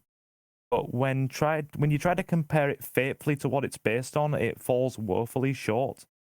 And one of my biggest, and I mean huge, criticisms of the remake comes from one specific segment in the game, and it's going to be an argument based purely on mechanics and the soul of survival horror. That's the bit where you're in the generator area, turning back on the power, dealing with they are like the rebooted version of Drain Demos in there, right? Yes. Yeah, Drain Yes, Demos. I thought so. That part, in my opinion, runs contrary to the soul of survival horror. And I know that's a very, very strong phrase to use, but that segment by design goes against the very nature of the whole survival horror spirit. Because you're in a segment with very, very cheap, fast-moving, hard to pinpoint enemies that will land cheap shots and then run away from you. They are also permanently respawning. Even though on some difficulties, 3 Remake is generous with ammo, it seems very counterproductive to have a segment with respawning very frustrating enemies when you have a limited ammo supply, and it goes contrary to the game's mechanics. To the point, and I know this is going to sound a bit excessive, but I will stand by it, to the point where playing that segment puts me off playing the entire game, that one segment alone, and nothing else, because I do enjoy 3 a lot, original 3, but I have less of a an emotional investment in it compared to 2. So my bar to make that a more passable game compared to its original is much lower. I would have just said maybe have a segment where you slot in Nemesis and his phase 2 mutation and maybe go through the park, add 45 more minutes into the game, a few more puzzles, and I would have been happy. So my bar's a lot lower, but you still lose me purely on that segment because it's so poorly designed for what survival horror is meant to be in terms of the ammo conservation that runs core through the game experience. But if anybody, has any thoughts on that or wants to, counter me, or feel free, go ahead. The only thing I'd say is one person's definition of survival horror is very different to another's nowadays. It's a I know. very I do acknowledge very that. loose, watery term. You could ask 10 different people on Twitter who play Resident Evil, and you could get probably 5 or 6 different answers. The only issue, unfortunately. So Yep. I know, and I am aware it's a very personalized statement. So that's what I was saying. Feel free to challenge me if you have a different opinion. Exactly, Ripper, that emotional tie thing though, that is definitely spot on. And like in my case, because again, I have a bigger connection with RE3. Like I will repeat that to the moon than like RE2. So I'm going to be a little bit more critical of something that plastered itself as Resident Evil 3 remake. Just a simple fact that it's a remake of the game that I really enjoy. So naturally, and rightfully so, because if this happened with RE2, someone likes RE2 a lot and criticizes a remake to death, though, they had the right to do it. Now, whether we agree or disagree on something, though, that's different discussion or something, though. But they have the right to be very critical of something they don't like in that particular remake. So I think it's fair to use your emotional attachment for a product, though, so long as it's in fair criticism. So I'm gonna be that guy. A fair judgment. I'm gonna be that guy and say I really don't care about people's opinions who complain about the spiders. I thought that was kind of dumb. Like just a small stuff. Like there's been people who have been very unfair to 2, as from what I've seen, where they will literally say that because a certain small thing like the marshalling yard didn't appear, that is the worst game ever. It's like some stuff I get with extending the A and B scenarios to be actually accurate to the original itself, because I don't know what they were doing there with the remake and why they botched it so bad. But that's like fair compared to like something super small. But I will say for RE3 in particular, it does lack, and I don't know why people make this argument. I have to bring it up. I think I got blocked by someone who said that RE3 did not have as much cut content as RE2, and I'm like, I don't know what you're talking about, because they cut like whole sections. I played like RE3 recently, the OG one. I'm like, the street section is much longer. It takes like much longer to complete. In 3 remake, it's like you're just done in about the span of a couple of minutes. So I don't get why people tend to say that, you know, it's just the greatest RE3 ever, because I don't agree with that. But as a game, it's fine, but when you compare it to the original, that's when things get a little dicey. As for the legacy being ruined, and I know I gotta give outros to, you know, Austin real quick, but as for the legacy being ruined, I would say no, because you could always go back and experience that classic game. It's just in the case of the remake and in case of what they tried to do, it turned out to be not as great as the original when it comes to cut content. The gameplay is fine and the gameplay is superior, as said, but the cut content, it's a lot more inexcusable in comparison to Left the to be original. desired. Yeah. Which I agree. I can understand that point. But I gotta go, so I'm Ben AK Austin, and skip outros. And Hello, all, but, Bad Mike. You got some fellas? Brandon, what is going on? Oh no, that's Brando. yeah, I was like, what the hell? I thought it was you for a minute. Continue. I thought it was me too, but yeah, I'm Ben AK Austin. You can find me on Twitch under the same handle _01. You can find me on Twitter at the same handle. But it was fun, guys. Resident Evil 3 is still one of my favorite Resident Evil games of all time, and it was fun being here. I'll see you guys later. See you later, man. Take care. Take care, dude. The spider sequence that you're talking about, because I only played through the game once because that's all I could stomach. Is that the one where it's that really uncomfortable scene where the thing grabs Jill and Yes. puts the tentacle down? Okay. Well, no, that's Yes, like the Drain Demos thing, but because you It's call way it more spider- sexual than that, but all right. Yeah, well, that was weird. I don't know why. The Drain Demos shoves the thing down Jill's throat. Oh god, stop. Because Japan. I'm gonna make this worse, guys. I'm gonna make this worse. Did anybody else notice that she was pulling her face like she just met Hentai Daddy for the first time? Oh yeah. It's so like that whole thing. Like I had to pause and be like, "What? Like what is?" Like it turned into it turned into an AO game that you find on the backwaters of Steam for a second. I was like, "What the fuck? What am I playing?" Yeah. Yes, definitely. It was a bit dodgy. Well, I'm gonna make the joke that is made in the Discord where it's like, well, you know, that thing got to like third base and Chris Redfield didn't, so there you go. I mean, Nemesis got there beforehand, but that's for Brad only, so that doesn't count. Well, he kind of got there in the shoulder territory, but that's like the original game. It's the remake. My first touch. Yeah. Oh my god. Now remember, guys, they're not tentacles, they're consenticles. Okay. In Japan. Someone put a gun to my head, Yeah. please. Consenticles. Yes. What? And now I'm done disturbing you all. Shadow, how do you feel about this? Shadow? Yeah, I'm here. I mean, it's- I'm present.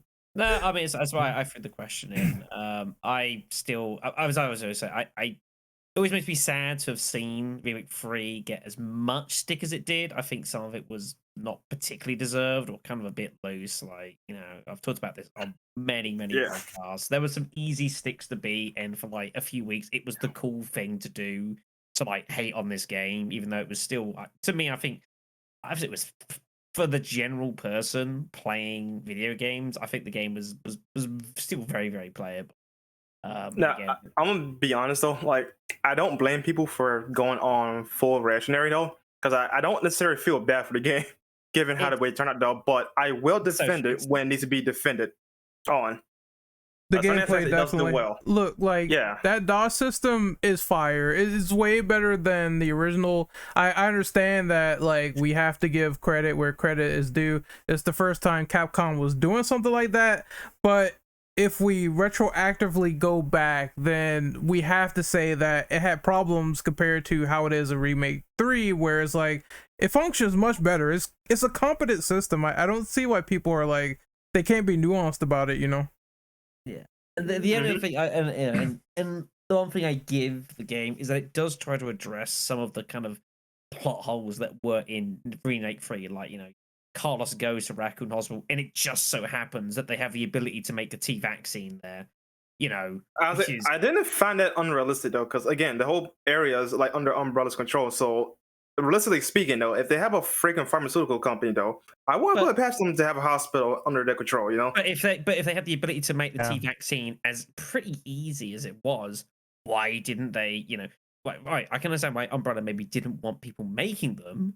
And they were supposed to believe that they got ambushed and they simply didn't have the opportunity to like make some versions of this. And it seemed kind of dumb. And at least with Remake 3, he tried to address it with the Doctor and kind of his motives and what was going on, and with the nest. Like, at least they tried to kind of explain it a little bit more. But yeah, like people still have the opportunity to play the original game, which I still think mechanically is really good if you're willing to stomach the fact that it's obviously a fixed camera angle tank control game, which is not for everyone.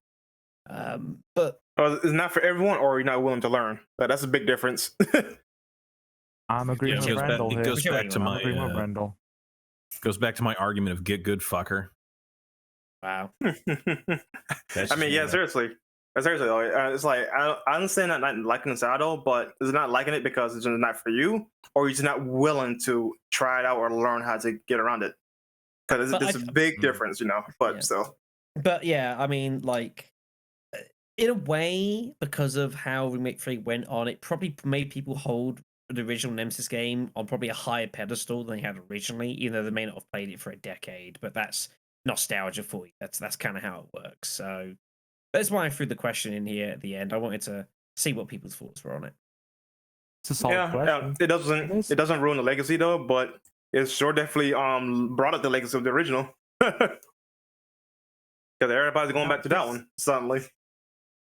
That question also got me to curse so much. I'm so sorry. Go ahead. That's fine. I was just saying that question turned me into a huge dickhead. So we talked about Thank you, we talked about Jill consuming like Drain Demo's cock. We talked about everything under the sun. I mean, there was something to be had there. it was a journey. Yeah, it was a journey. It was for Jill. Oh my god. Sorry, I'll stop, guys. I'll stop. But anyway, I'm gonna turn this back into a bit more of a PG-13 direction now and say this whole ruin the legacy thing, this whole statement that people make, this stance that they take, it's overblown, and this is coming from somebody who honestly sees 3 Remake as mediocre. Like, being kind to it, I see it as a mediocre game. But it by no means ruins the entire legacy of a truly fantastic series that has been going for this long. It really doesn't. And I'm coming at this from the perspective of somebody who does have a game in this series that he truly, deeply struggles to, remove the blinders of hate whenever he plays it, and mine is 6. I have a lot of problems with 6, and I wouldn't have the time in the world to describe them. But putting it briefly, I feel that game, by the time we got to 6, I'm not going to digress too much here, but it totally lost the soul of what Resident Evil stood for at a point. But even that game that I don't like, I would not say ruins the overall legacy, because each of these games contributes in such a way that they all expand on the lore and the story and the things on offer. Not Gaiden, but Gaiden's a Game Boy Color spin-off, so we can give that one a free pass. But yeah, just a thought, I'm throwing out there. I will say, given all the vitriol continue, that I guys. have towards 3, yeah, it doesn't ruin. I don't think it ruins the legacy. That's dramatic, and it's derivative of the point. The old, and I always say this, I've got some pretty boomer ass opinions about Resident Evil, but the old games still exist. There are still people making mods and still people making custom content in the old style. So I'm not gonna run out of stuff anytime soon. I'll play the new stuff. I don't think it's the best direction for the series. I think that Village and the first person stuff, I think that's fine. Do that. That's good. The remake stuff is kind of, I can give it, give or take, but I still have the old stuff. So, if I really don't like it, I just go play Resident Evil 3 for like the 100th time. Doesn't matter. Yeah. It's bad when the original game has more mods than its remake. Yeah, I barely see mods for freaking remake 3, unfortunately, because there's some pretty good mods we got in the scene though, but not enough.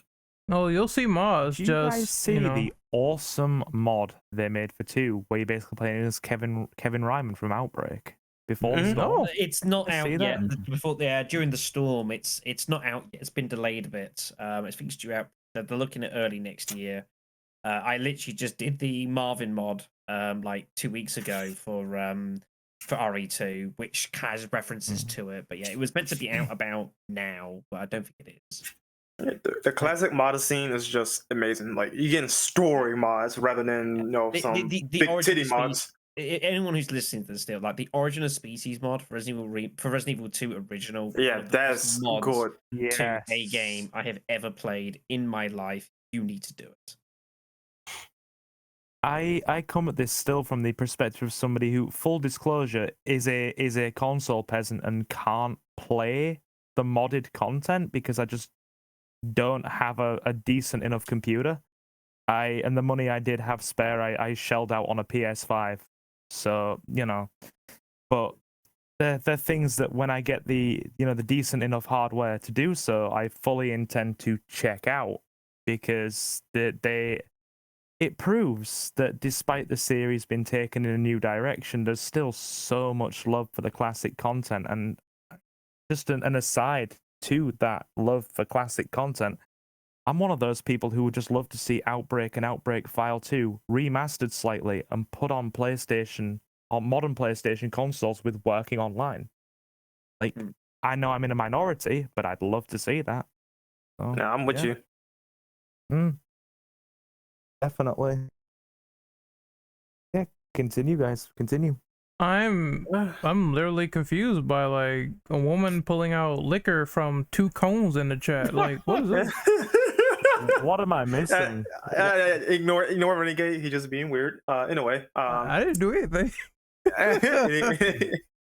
any closing thoughts? TLDR. Something. Yeah, If you, I think. sorry, go ahead. No, go ahead. There you go. All right.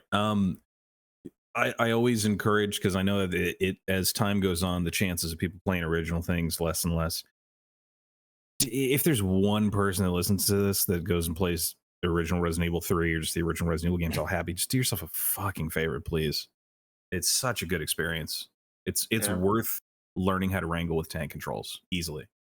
I will recommend using the Dolphin enhanced version, because that's honestly probably the best way to play Resident Evil 3. Oh my god, seamless HD is amazing. Yes. Mm-hmm.